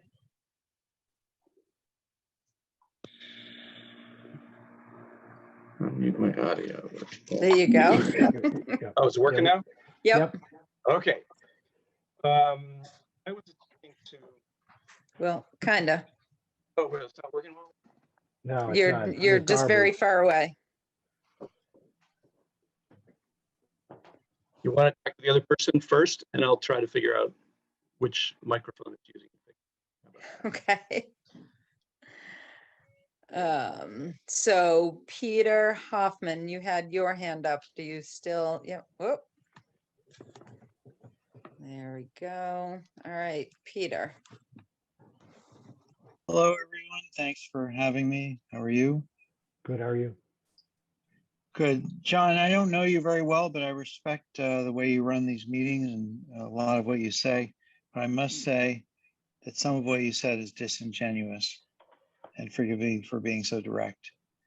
This board might be very flexible and the next board may be very strict, or this board may be very strict and the next board may be very flexible. And if the law, or the bylaw to be precise, doesn't reflect exactly what it means, there's so much flexibility that each board or board member or board composition can change. And Sue made the point that I wasn't thinking much about, that each board will act differently.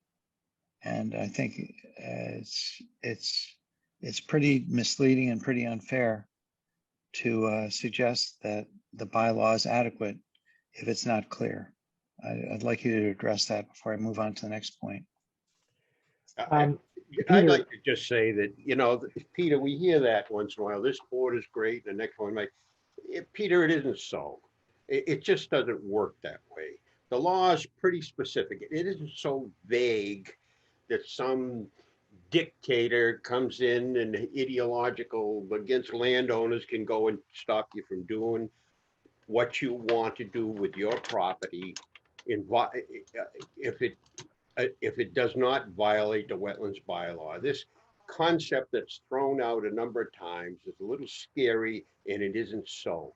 The idea of one board can be so much more, so much harsher than the previous one. If there's any change at all, that's what democracy is about. People get elected to do things. It happen with the selectmen, get happen with the planning board, could happen to everything.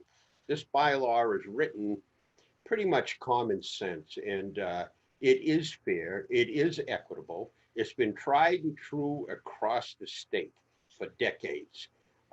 There's nothing to worry about with a group of irrational and unreasonable people coming in and stopping someone from doing doing with their property which they can legally do. It just doesn't happen. That's not good to. I just have to react to that. I hear that a lot. Thank you for your time. I respectfully disagree. All right, let's talk about changes to the bylaw. So if the board or others in the town meeting decide to make a motion to amend, they can do that. So if the board, for example, decides that resource area versus buffer zone is the change to make. A member of the community during the town meeting or a member of the board or the board itself can make a change by making a motion to amend at the town meeting and thereby accomplish the goal that Dave suggested.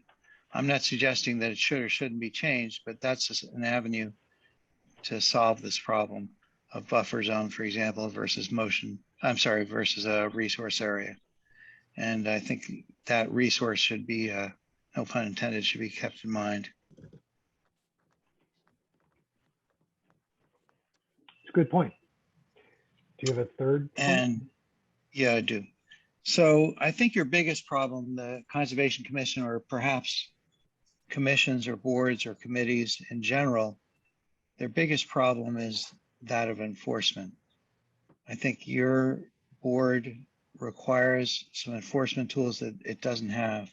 I'm not sure if this bylaw or a more strict bylaw or a less strict bylaw will accomplish that.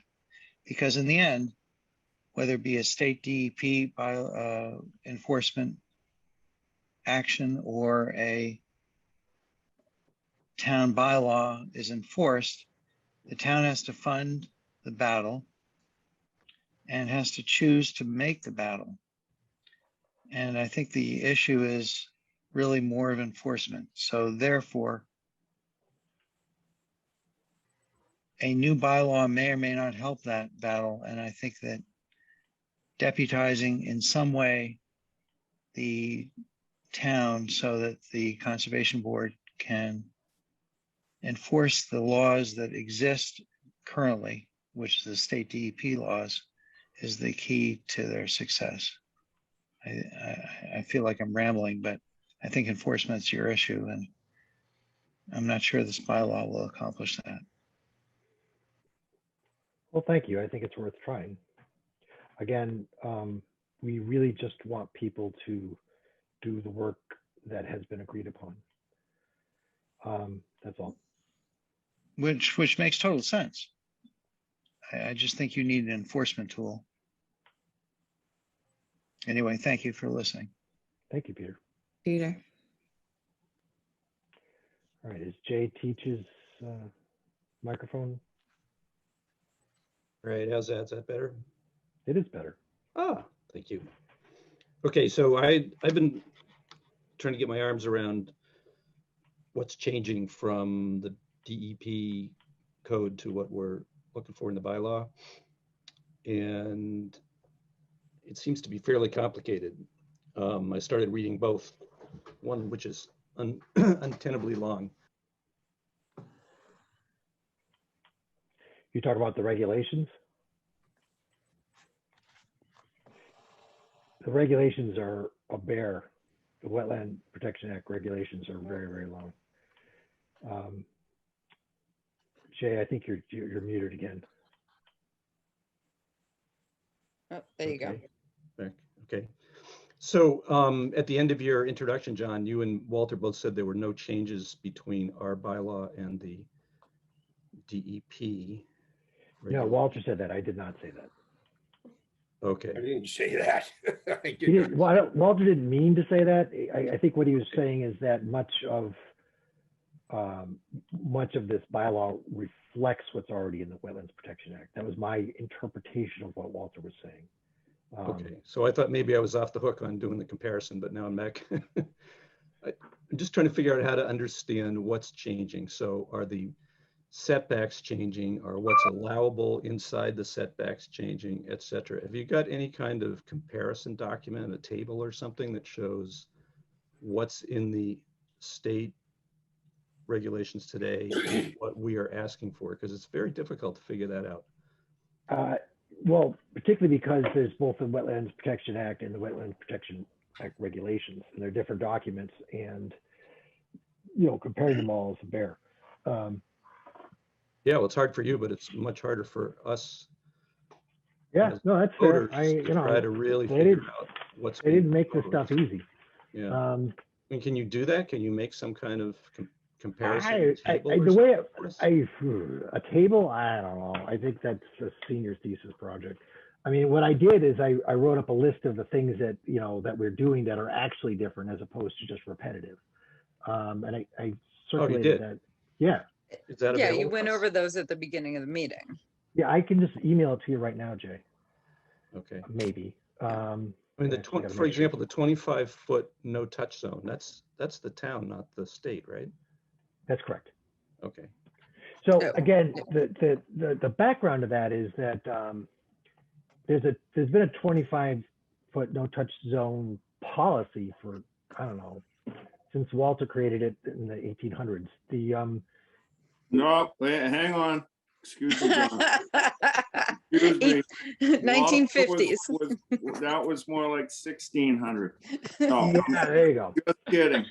Hey, no, for real. I brought that notion as an idea to Berlin Concom about, Walter, 12 years ago, and I sent the Weston policy over to Berlin Concom. And Weston has had a 25-foot no touch for, 15 years. And it's a policy. And I brought it to the commission. It didn't come from God, it came from me. And I suggested, because Next best thing. whatever, it's not that old. And I remember maybe it was 20 years ago. I don't know, but it's a policy. And everyone seems to play nice with it, just as they do in Weston. And that's how you go along to get along. And so I don't think anyone's opposed to the 25-foot.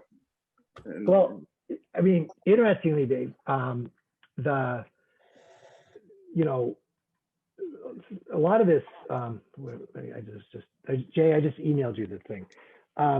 A lot of what's in here is kind of reactive. It's, so before I was even on the commission, there was a case where, one particular developer insisted on running right over that 25-foot thing, and it got appealed, and it was overturned.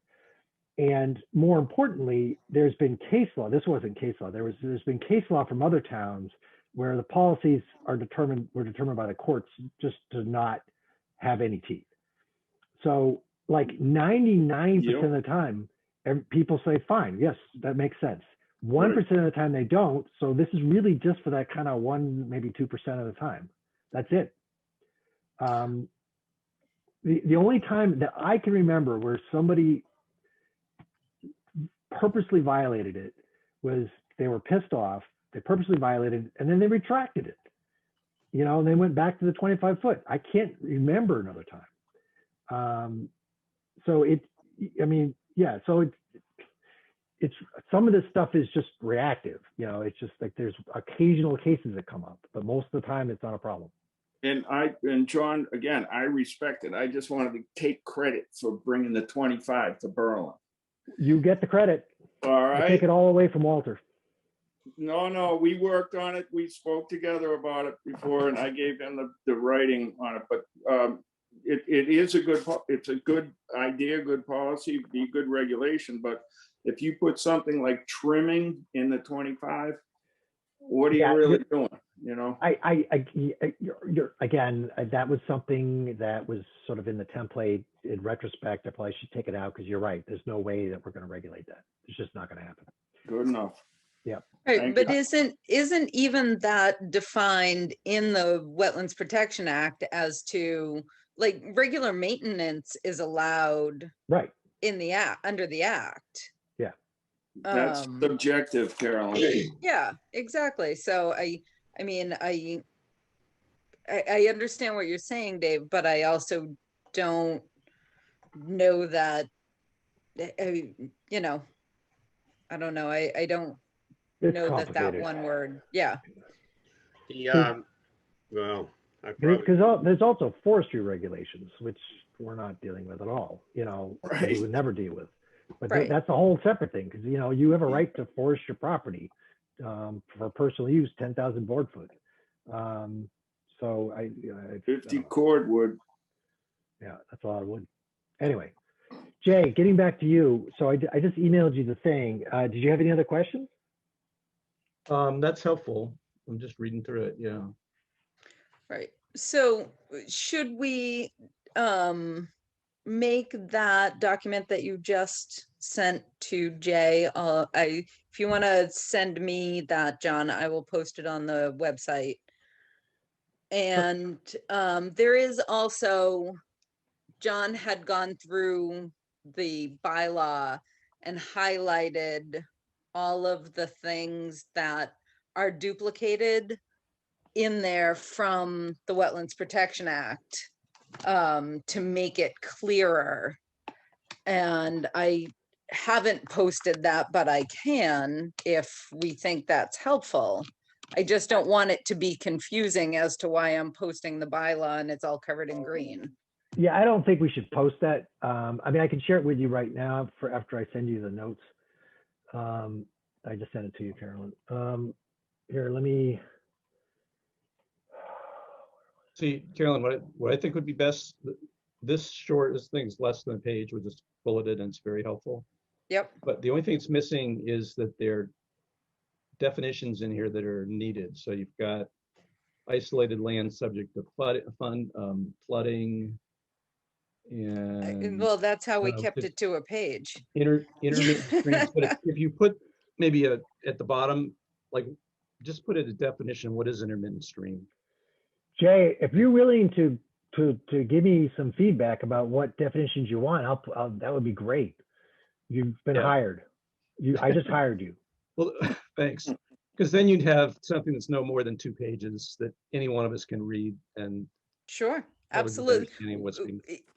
It has been pointed out to me that we on the commission are all so keyed into all of these phrases and everything that, you know, it's hard for us to remember that you don't know what isolated land subject to flooding is. And of course you don't. It makes sense that you don't, but it's just hard for us to, you know, I have been trying to write supporting clarifications for this, for specifically what I've been working on is for our in-person meeting and to have a handout for a town meeting. And it's hard because, as you can see just by this conversation, you can get into the weeds pretty quickly. And we don't want to make a confusing thing more confusing. But at the same time, there's information that needs to be given. And so any feedback is wonderful. Yeah. I'll do just a little outline, because I think and also I would split it in 2 pieces, because there's one piece which is what's being changed about the regulations, like the 25-foot no touch zone. But the other piece of it that I think gets everybody confused, because they're both in the same document, is the changes, kind of administrative changes, which is I probably fees and enforcement related stuff. So if we kind of split that into 2 different sections, it would be a lot easier to understand it. I agree. I agree. Here, I found that green thingy. Let me share that. So I went through and I compared our document, and this is our document prior to the lawyer going through it. So there's a couple of minor changes, but they're really rather insignificant. But I compared our document to the Wetlands Protection Act and the Wetlands Protection Act regulations. And so, I mean, the green stuff is just a duplicate. Some of this white stuff is just the fact that we're using the home rule authority. You know, we are protecting vernal pools and intermittent streams. This stuff is, you know, new. Then, you know, this stuff is pretty much mirrors what's in the Wetlands Protection Act. This is just all that 53G stuff. John, can you back up for a second? Yep. Go back to that green. Yeah. Which one? One more. I thought it may have referenced limited projects. Well, Dave, this is the same document you have. It's just highlighted. Is it? I don't. Yeah, it's the same thing. This is just This is just a Okay, visual. Excuse me. Yeah, that's all right. This is just a visual of the fact that this is all stuff that's just a duplicate by necessity because of legal stuff of, stuff that's already in the Wetland Protection Act and regulations. What does the Wow, yellow wow. indicate, John? What? What did the yellow indicate? The 53G. So that isn't in there, but I just wanted to point that out because that's a long, that's like what, 4 paragraphs almost. Yeah. And it's all just about that one thing that applies to large projects where we need an environmental monitor. Blah, blah, blah, blah, blah, blah, blah.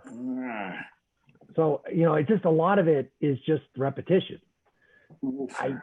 It'd be great just to say blah, blah, blah, and just, that's it. But I can't, No, because John, every single word, I've been at this for 30 years. Every single word means something, Yeah. it's all meaningful with due respect. And that's why it needs close examination. It's law, it's legislation. Yeah. That we adopted to abide by and that we live with. And those of us that own land, understand the reality of it. It has repercussions, ramifications, and implications. Yeah. And they're mostly good, right, Walter? Oh, yeah. I was just thinking, running through my mind, anybody watching this and this discussion, you think about people complain about Congress and the legislature taking so long to get a law formed and passed through. This goes on with every single thing. There's so many different points of view, so many ideas, and it just takes a long time to come down and agree on something you could vote on and get it passed. And that's what we're going through right now. But I'm not saying don't get into the details on this. I'm just standing back and saying, don't complain about Congress and the legislature anymore because they go through this at a much larger scale every day. It just is so complex getting things done. So there are 2 audience members that have their hand up if Jay is done. I'm all set, thanks. Thanks, Jay. All right, go ahead. So Mary McKelk is next. Everybody. Hi, Mary. Hi, Mary. I do have basically a procedural question. Let's say the bylaw passes. The teeth, my understanding is the teeth is the regulations that you put behind the bylaw.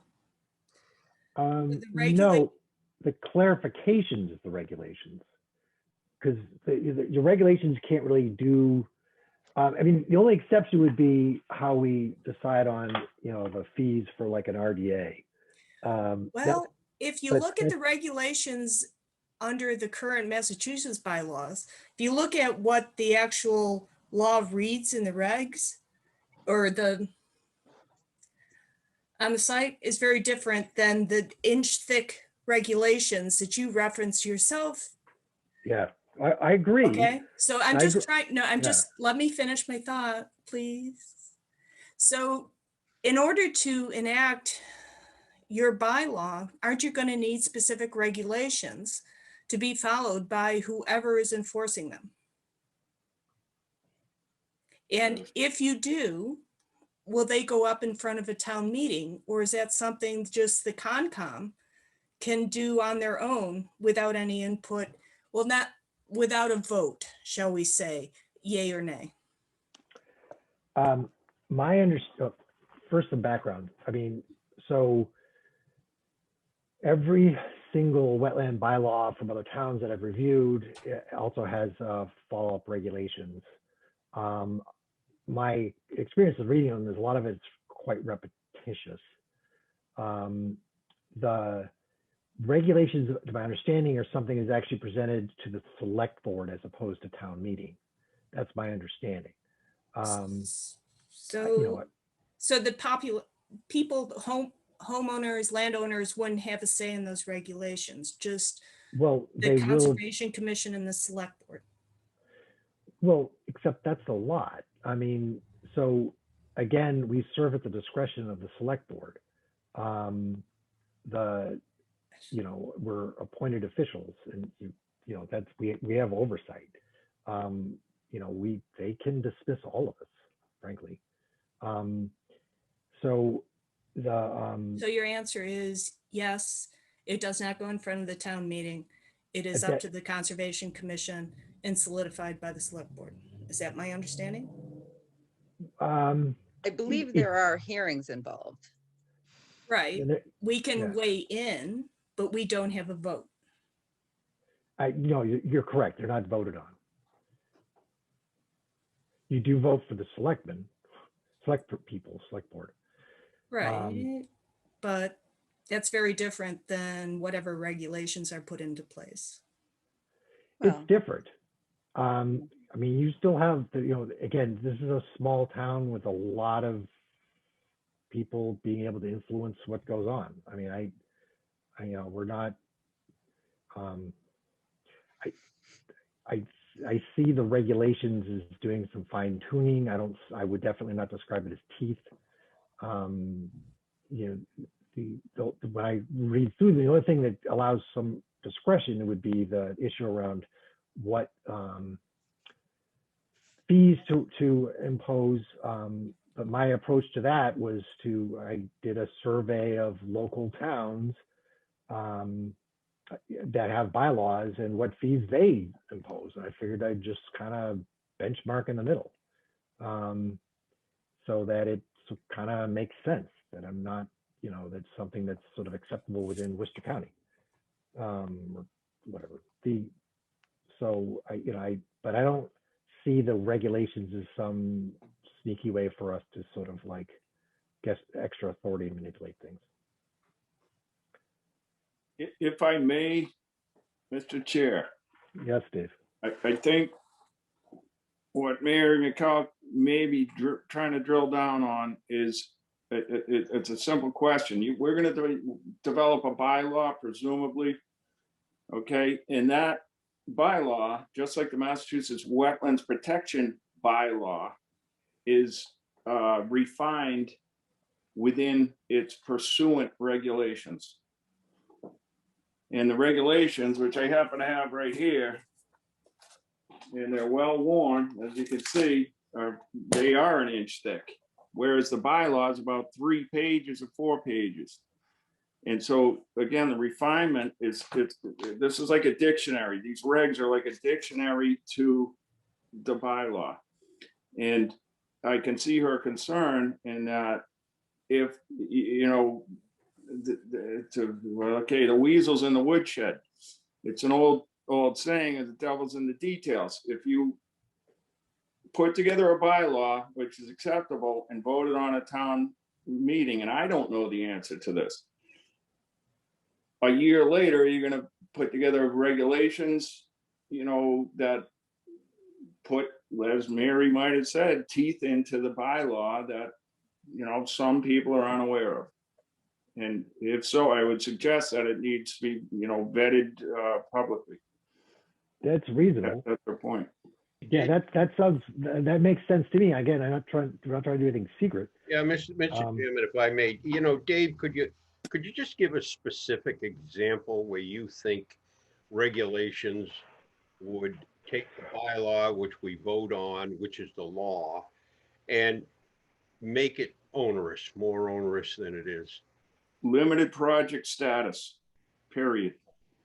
That's just number one. And that is a very solid one. And I'm happy to talk to you guys before the vote or whatever and go through it. The other one would be getting into, as Carolyn said, getting into the weeds of the wildlife habitat analysis and that type of thing, which can be very subjective.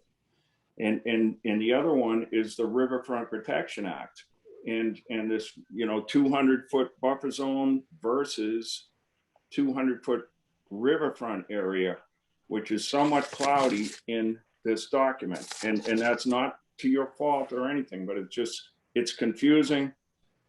But there are real distinctions between a 200-foot buffer zone from a perennial stream and a 200-foot riverfront zone from a perennial stream. So those are 3 examples. And Walter, I'd be happy to walk through that with you guys. David. Yes. A buffer zone, the state requires the 200-foot river zone, as you know, which is virtually no touch on the first 100 feet. And then there has to be a darn good reason to get into and do anything in the second 100 feet. A buffer area laid over that, as a matter of fact, there isn't even necessary. It doesn't add to it. What would a buffer area add to the 200-foot state riverfront area? Can I give you an example? Sure. Thank you. I'm working on a project in Lincoln right now in Fairhaven Bay. And there's the discrepancy. We don't know if the Fairhaven Bay, as it's been called for almost 400 years, is a bay or is it part of the Sudbury River? Because the river comes in skinny on one end, it goes out skinny on the other, and then you got a 100-acre bay in the middle. Some people are contending that that bay is not part of the river, okay? And the town of Lincoln is contending that, well, our bylaw says just what this one does. Exact same words. Any perennial stream has a 200-foot buffer zone, which is this. Now, they don't provide the definition of a stream. So you're stuck with the mean annual high water line, which is on either side of the bay. And that's fair enough. But the Mass Rivers Protection Act tells us that you are deemed to respect 200 feet from the river. And where a river loses its riverine characteristics in the middle, such as in an embayment, those characteristics dissolve, they disappear. And that's when you do a float test and throw the oranges in the water and figure out if there's riverine characteristics, including unidirectional indicators of flow, et cetera, et cetera. But at the same time, even if you, in this case, if you threw the Rivers Protection Act out, they still, town of Lincoln will assume a 200-foot buffer zone, which is not the riverfront protection area. It's a complete jurisdiction area unto itself. And the Riverfront Protection Act, at the same time, tells us that you are generally legally allowed to use either to continually degrade is the words they use in the regs. 5,000 square feet or 10% of the riverfront area on your lot, if it has been subdivided before August 16th, 1996, whichever is greater. So if you have a massive, if you got a 5-acre lot with tons of riverfront on it, you're going to take the 10%. Otherwise, you're handcuffed to that 5,000. You can't put an addition on your house or your driveway or whatever, which exceeds 5,000 square feet. And whereas if you dissolve that, it still gives the town of Lincoln, and I'm not disputing this, but because it's in their bylaw and it was passed, but it's a completely jurisdictional zone. So they can say it becomes a resource area. So they can say yes or no, somewhat subjectively, based on their feelings. No, you can't enlarge your house. No, you can't do this. No, you can't cut these trees down.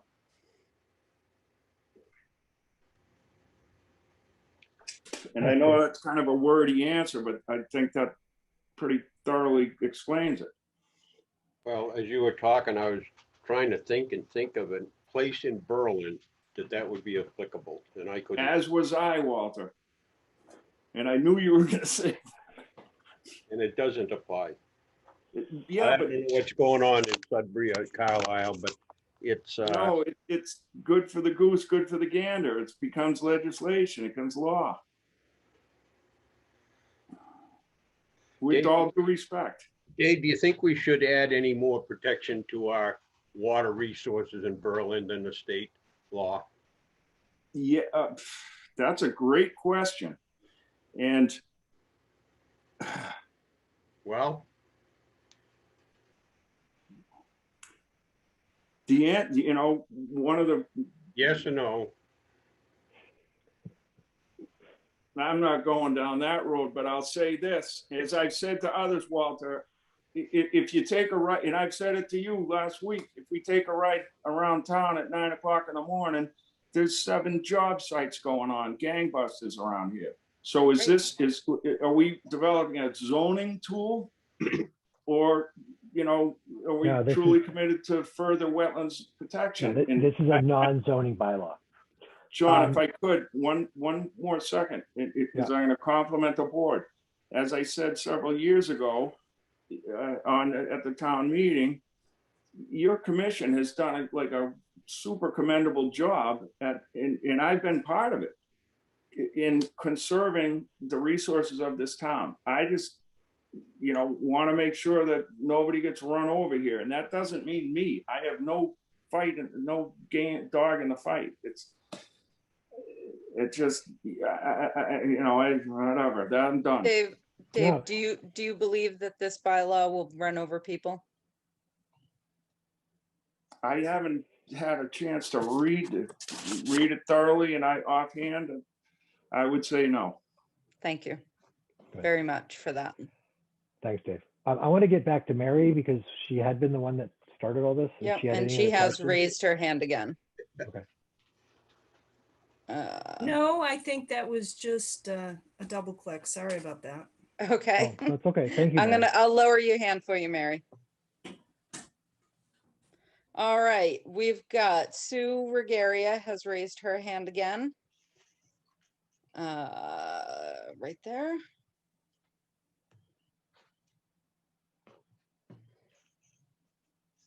Oh, I think that was just, I apologize. I think I was just carrying my laptop around. Okay. All right. We're going to put okay, you back Susan. down, and Janet now has her hand up. Oh, hold on one second, Janet. I'm getting there. There you go. It's Mike, not Janet. Okay. I'm going to answer the question that was asked to Dave. And this is why it would be so much easier just to stick with the Massachusetts Wetland Protection Act and just stick with the policy and ask people to respect it. It's only been violated once, and I think we all know the house we're talking about. Well, there's a couple, but there's only one. And I think you all know that one. And that one house in 15 years is not a bad record. No, it's not. It's not. Carolyn, I'm going to pipe in here and say, if you're saying it's a couple, is it a couple because they came to you and you gave them the right to do what they wanted to do? Or is it a couple because somebody actually violated the policy? And it should be public record as to who those places are. So we should be able to look that up. Sure. I think it's bad form to name those houses in an open public meeting. Well, I wasn't asking that. That's why. No, but what I can tell you, Janet, is that the developer is the same developer in all of the instances. But is it true there was more than one house? Absolutely. And it is the same person who has done it in several locations around town. We all know the one house, but is the other one because of the vernal pool? Is that the one you're thinking of? Well, that is actually one of them, but I wasn't even thinking of that. But that's not a violation because the vernal pool is not protected. Well, the 25-foot was not.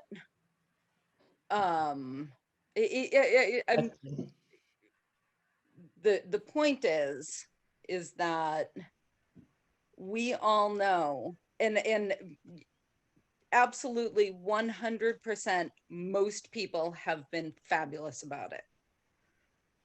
But we all know that the town is changing.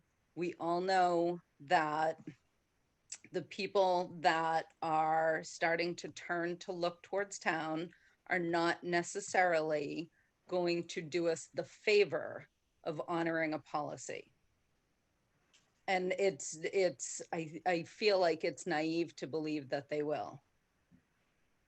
Mr. Chairman, you through, Carolyn? Sure. Yeah, John, Michael, every year, the Mass Association of Conservation Commission holds an annual conference up at Holy Cross in Worcester.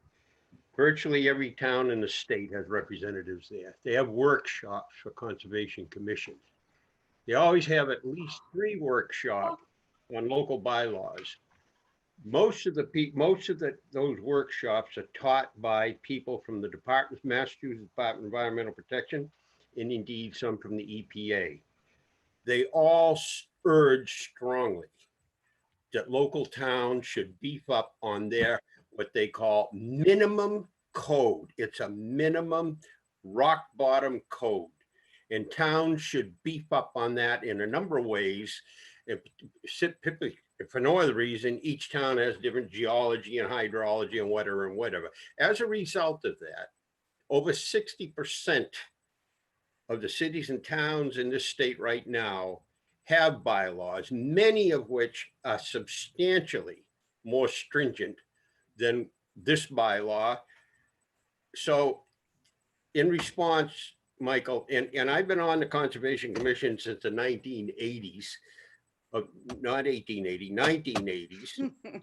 And I know wildlife, you know, I was a commissioner of wildlife in the state for a number of years. I study it, I understand it, and I'm telling you that we need more protection for our riparian lands and land associated with those riparian lands, because we are under siege right now. If you think that's a good idea, then you're against the bylaw. But I think we need to protect our water resources, our wildlife, and the beauty and naturalness of our hometown. And that's what this will help do. It's not stringent, it's way weaker than what it's not half as strong as the one I grew up working on since 1995 up until about 3 years ago. I'm disappointed in this. It isn't strong enough, as a matter of fact. So we need this bylaw. We need more protection for our water resources. I disagree with you respectfully. I realize a couple of books to read on it. I realize what you're saying, Walter. And I have said this every time we vote the bylaw down. And you guys did a better job at it this time because you did get 1 or 2 of us together and ask us some stuff. But when you want to present a bylaw and make it up, there's about 25 different landowners locally that you should get together with, and we can all put our ideas together and at least maybe come up with something that works for everybody. But it always seems to be a last minute thing that the conservation does. And it's not like we've been working on this for 6 months or something. Well, actually we have. Yeah, that's we not really published fair. We published this in September. You people have, but you No, Mike, haven't. we first sat down with you in September. And we asked we asked you who else we should talk to. We asked you to ask other people to join us. And I mean, please be fair, at least about that part. It's been 7 months that we've been talking about this thing. We've met with so many different people. I've lost track of all the people I've talked to. I don't think so, because I have been talking to a lot of people that didn't even know this was coming up. But again, we spoke with you last fall. We got your feedback. You're the reason there's a mediation in the first place. You asked for that, and we thought it was a great idea. We absolutely felt like it made sense, and we incorporated it. Mediation. You people presented that to me. Okay, enough of it. Either way. It might have been my idea, but anyway, everybody agreed at that meeting that was a good idea. So whatever, doesn't matter who came up with it. But we need to get more of the landowners together.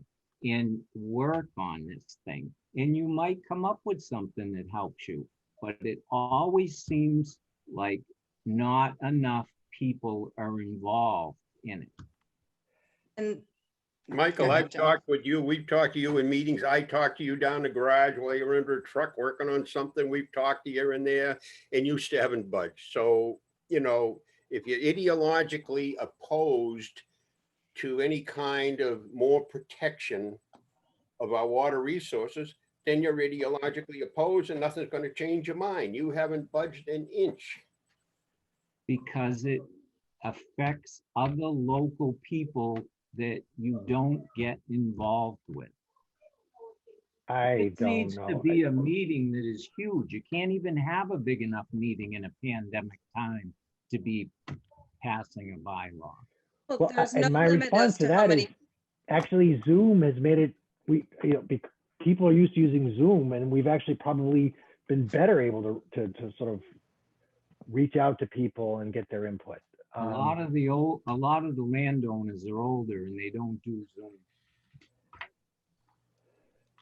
I'll they talk know to you people- tomorrow. I want you to point out these landowners that are going to be harmed by this bylaw, Mike. We'll wait until tomorrow. I'll stop by.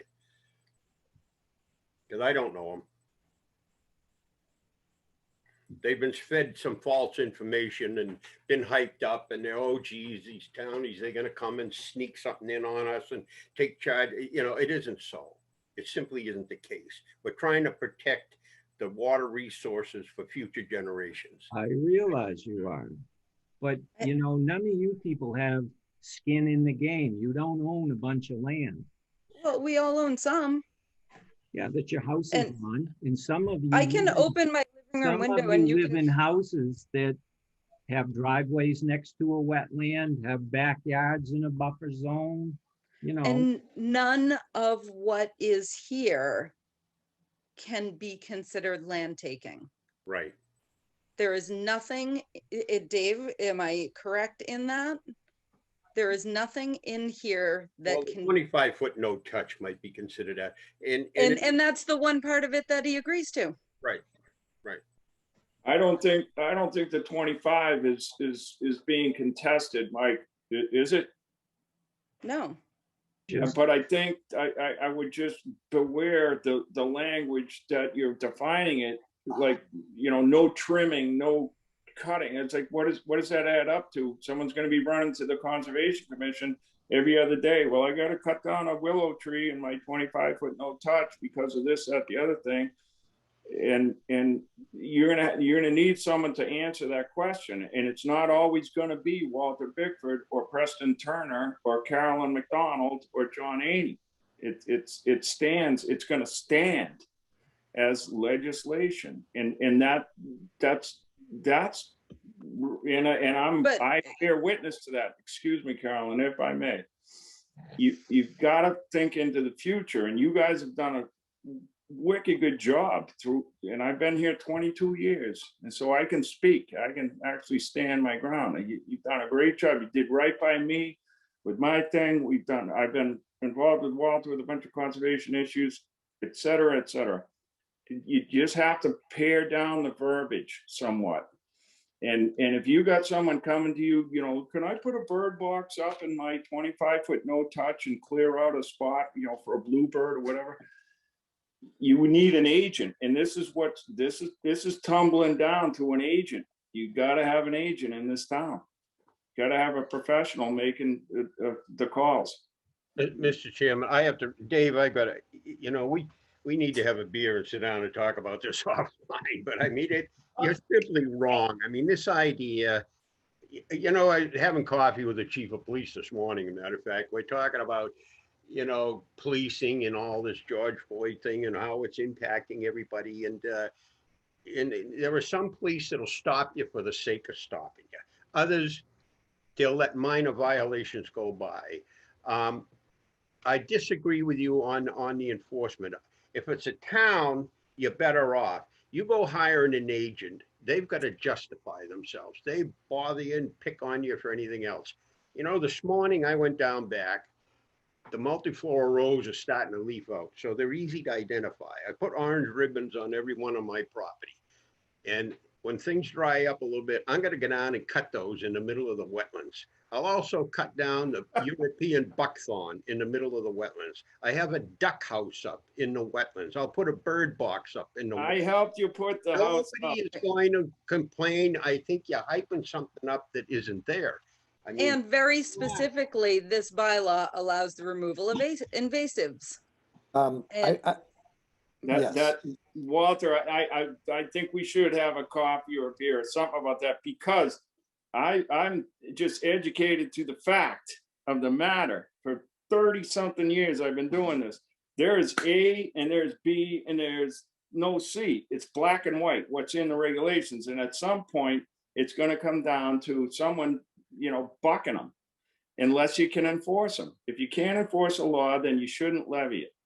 And I'm not against you, Walter, whatsoever. And I know what you're saying, because it goes on around my place too. We're trying to do the right thing and all. But I'm just saying, in the long run, someone's going to be stuck with this black and white regulation, legislature, and we just need to make sure it's fair for the goose and gander. It's got to go good. Yeah. So Dave, 2 points. There's just no way all legislation is going to be word perfect all the time. I think we did our best. There are possibilities you can modify things over time, and you can clarify in the regulations. That's number one. Number two, we already need a conservation agent. If this thing gets shot down, that doesn't change my opinion about needing a conservation. We need a conservation agent already, regardless of whether this bylaw passes or not. You talk to Carolyn, talk to me, talk to Steve. It's just no question about it. This is too much work.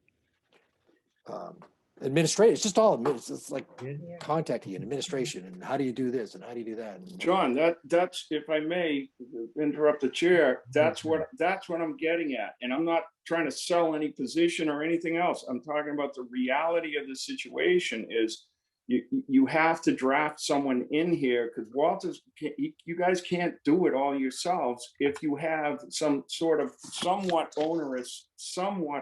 I'm not saying it's completely onerous whatsoever, but people are going to struggle with this stuff. They are, like Mike said, the average person doesn't know how to interpret this stuff. You and I and Walter and Carolyn and Louise and everyone else can read it and go like, oh yeah, all right, I get it. But some of the average landowners, including big landowners like Mike Sawyer, it's like, I don't know, what's this stuff? I could get a lawyer involved or whatever. I'm just saying, like, including if hang on, I'll conclude at this, put a period on it. Like trimming of vegetation, and that's very specific in the 25-foot no touch. I don't know. You're just going to wind up with your hands full, and somebody's phone is going to be ringing off the hook. Sorry, Walt. All right, two points, and then I think we need to attend to other people. Yeah. Two points. The first, you've been pointing out that trimming thing quite a lot, and I'm just not going to get too hung up on the trimming thing right now. But the second is that's cool. The Wetlands Protection Act and the associated regulations from the state are much larger documents. And nobody's trying to read them. They're coming in front of us. People are coming in front of us all the time. RDAs, NOIs, this, that, and the other thing. And they're not looking at those things. The only difference is they're looking at it now because it has to be voted on an all-town meeting. But no one's coming and trying to read the Wetlands Protection Act regulations before they come to us. So they're already dealing with all this cumbersome stuff. Well, they're criminals. Lock them up. Yeah, right. All right, Carolyn. So I'm gonna mute Dave and I'm gonna mute Mike unless Mike, you have anything else to say. And you just muted him. I'm good. All right. We do have, so Sue Therian has had her hand up for quite some time. I'm gonna allow her to talk. Hi, Sue. Unmuted? Am I unmuted? You're all set, yes. I have a very simple question you'll be happy to hear. I know that you've been going to several of the boards and committees in town in discussing this. And I was wondering when we residents will be able to see, or if we will be able to see their comments on this bylaw. I think that would be up to the select board. The select board of the people that I would go to? I believe that most, if not all, of the chairs of those boards were asked to send their feelings in. Well, and also we were at regular meetings of those boards, so that's all on the YouTube channel. So on their minutes too. Okay. I will say, I have seen one summary, and that was by Carl Rickstrom. He wrote up a very thoughtful summary, I thought. So there's some things I don't agree with in it, but he was very thoughtful, and it was well written. Okay. So I know that at least that one's available from Carl. Okay. No, I will look it up, but I have tried religiously to get to all of your presentations at the different committees. I just want to see what the committees came up with. Yeah, I mean, I can tell you that the planning board was supportive. ZBA, as far as I know, nobody voted, but the general feeling was support. ZBA definitely had some tough questions, but I believe the general feeling at the end of that was also in support. John, you went to finance committee? Yeah, they basically said, from a financial point of view, this is revenue neutral, so they just kind of shrugged. They were fine with it. I think there's might have been a couple of people that had some issues, but from a finance perspective, they said, it's revenue neutral. We don't have to worry about it. Okay, so I'll check with this board and see if they have any of the comments. Okay. Excellent. But that's all. Thank you. Thank you, Sue. All right. Peter Hoffman has had his hand up again. There you go, Peter. Hi, everyone. Walter, question. Do you feel that the Berlin Conservation Commission has an lack of enforcement issue? No. So your ability to enforce, for example, the sand and gravel pit or a Spooky World location is okay? The larger ones, we do in this way. We work in partnership with the state on situations that are large, like one of the ones you mentioned. The state is basically backing us up on all the way. The smaller ones, there are some right now, we don't have the teeth that this bylaw will give us, but we've had extremely good cooperation. Right now, there's a private individual who filled in literally right up to the edge of a stream, totally in the wetlands, and he is cooperating. And we brought him in, had a hearing, and wrote him up an order of conditions, and he is cooperating on that. But I don't know, since I've been on the board, of a situation that somebody just thumbed their nose at us and said, I do. Yeah, I mean, I was going to say, I know several. We have two, yes, I do. Yeah, no, we have an active case right now. We have two active cases right now, where fines could be useful in getting things resolved. Just the threat of fines. Two active cases. That's my understanding, that the board, rightfully so, has an inability to enforce. And I think that is the absolute focus that the Board of Selectmen, the town of Berlin, should be focusing on. Your ability to enforce the state and local bylaws. And until and if you have that ability to enforce, you're kind of barking up the wrong tree. And I think that should be the focus. The bylaw includes it. Peter. I understand. I'm clear on Peter's that. point. I'm clear on that. Yeah, that's But Peter's point. whether you have the new bylaw or not, your inability to enforce is a problem. And again, we've seen this with many unnamed friction points that the town has to fund a battle if they want to enforce, and there's no easy solution to that. And until and if the public feels that the town of Berlin has an ability to enforce. It's all hot air, bylaw and no bylaw. And I think that the focus should be finding a way to deputize the town so that they can enforce the state DEP regulations. Just a thought. Thank you. That doesn't work. You can't deputize the town to enforce the state regulations. That's the responsibility of the state. The bylaw, the bylaw permits us to have some teeth with respect to enforcing the regulations. There's a section, the police can assist us in that respect. But we can't, it's the DEP that is the responsibility for imposing fines, not the conservation commissions under the current Wetlands Protection Act. So are you suggesting that the town police are unable to enforce state laws?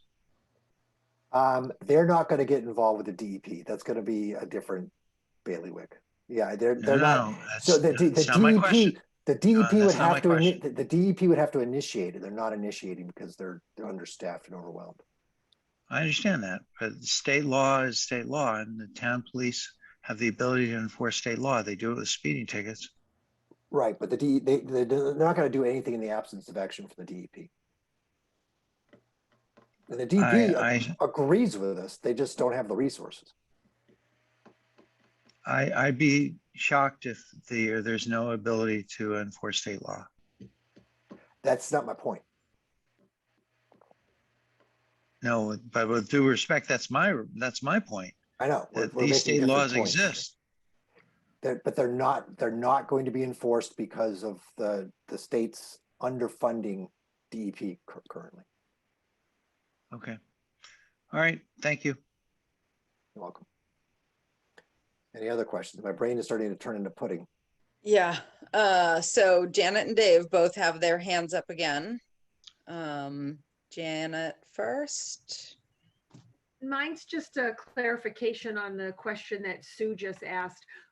We will be able to read any correspondence that come in regarding the wetland bylaw, whether it's for and or against. I just wanted to clarify that. What do you mean by correspondence?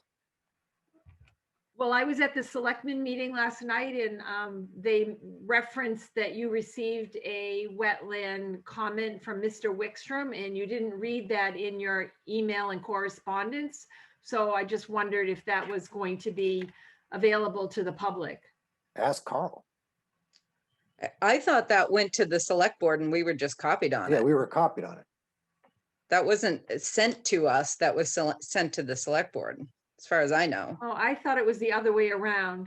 Okay, I'll ask the select board then. Thank you, Janet. Okay. Email coming from the selectmen, not the other way around. Right. Okay, I'll get it from Mary then. Thank you. That's fine. And another one? Dave Burke. It's my understanding that an environmental police officer can enforce any portion of the Wetlands Protection Act as such, as seen. I don't know about local police, but Walter might be able to weigh in on that. But I do believe they have the ability to, I don't know about a buffer zone infraction, but if a wetland is being filled, then they can weigh in on it and cite that offender accordingly. Thank you. Thanks, Dave. I guess what I want to say about that is I think that we believe that local control is a better alternative to enforcement. And when it's something that's bigger than that, then it goes to DEP. And I concur. I'm just shedding light on former. Yeah. Yep. Thanks, Dave. You're welcome. All right. Well, Peter's hand is up. Peter, is your hand up again or still?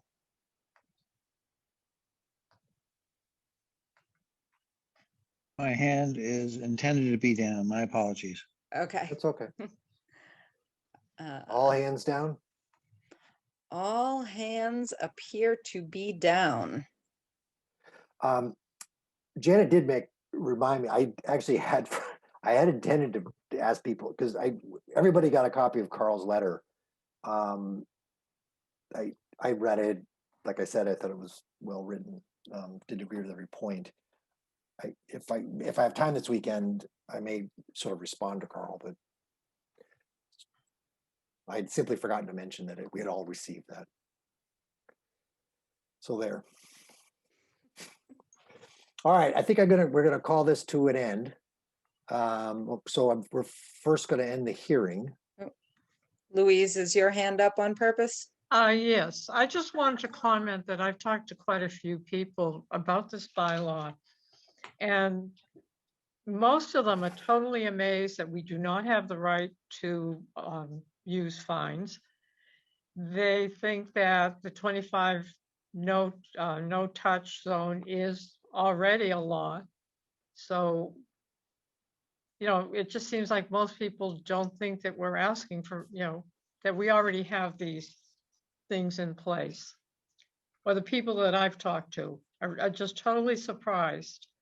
Well, even Dave was surprised that we didn't, not Dave, even Mike was surprised that we didn't have the ability to fine. Yeah. But thank you, Louise. Mm-hmm. Entertain a motion to bring this hearing to an end. So move. Is there a second? Second. We're gonna roll call vote. John, aye. Louise? Aye. Carolyn? Aye. Liz? Aye. Walter? Aye. Robin? Aye. Okay, good. Any other issues? Nope. Our next public information session is May 2nd. No, tomorrow. No, Coffee next week, next Thursday. Coffee Talk got moved to next Thursday. But you're right, that is our next. Oh, right. I just got that email. Okay. Yep. No. Yes. It says. No, I know it's next week. The 28th. I just got an email that says the 22nd. I mean, I just literally got it this tonight. Well, not so. This one. Oh, wait a minute. Sorry, it's my Google Calendar. Oops. That's who you emailed yourself the wrong information. No, I set it up like old weeks information. ago. Yeah. I set it up weeks ago so I wouldn't forget. I'm sorry. Yep. I apologize. Yeah, So it's a so- week from tomorrow then. It is a week from tomorrow. And we will be having an outdoor public forum for yet more questions, especially for people who are not able to use Zoom or not comfortable to use Zoom, can't come to a weeknight meeting. It is Sunday afternoon at 2:00 at the gazebo, South Common. And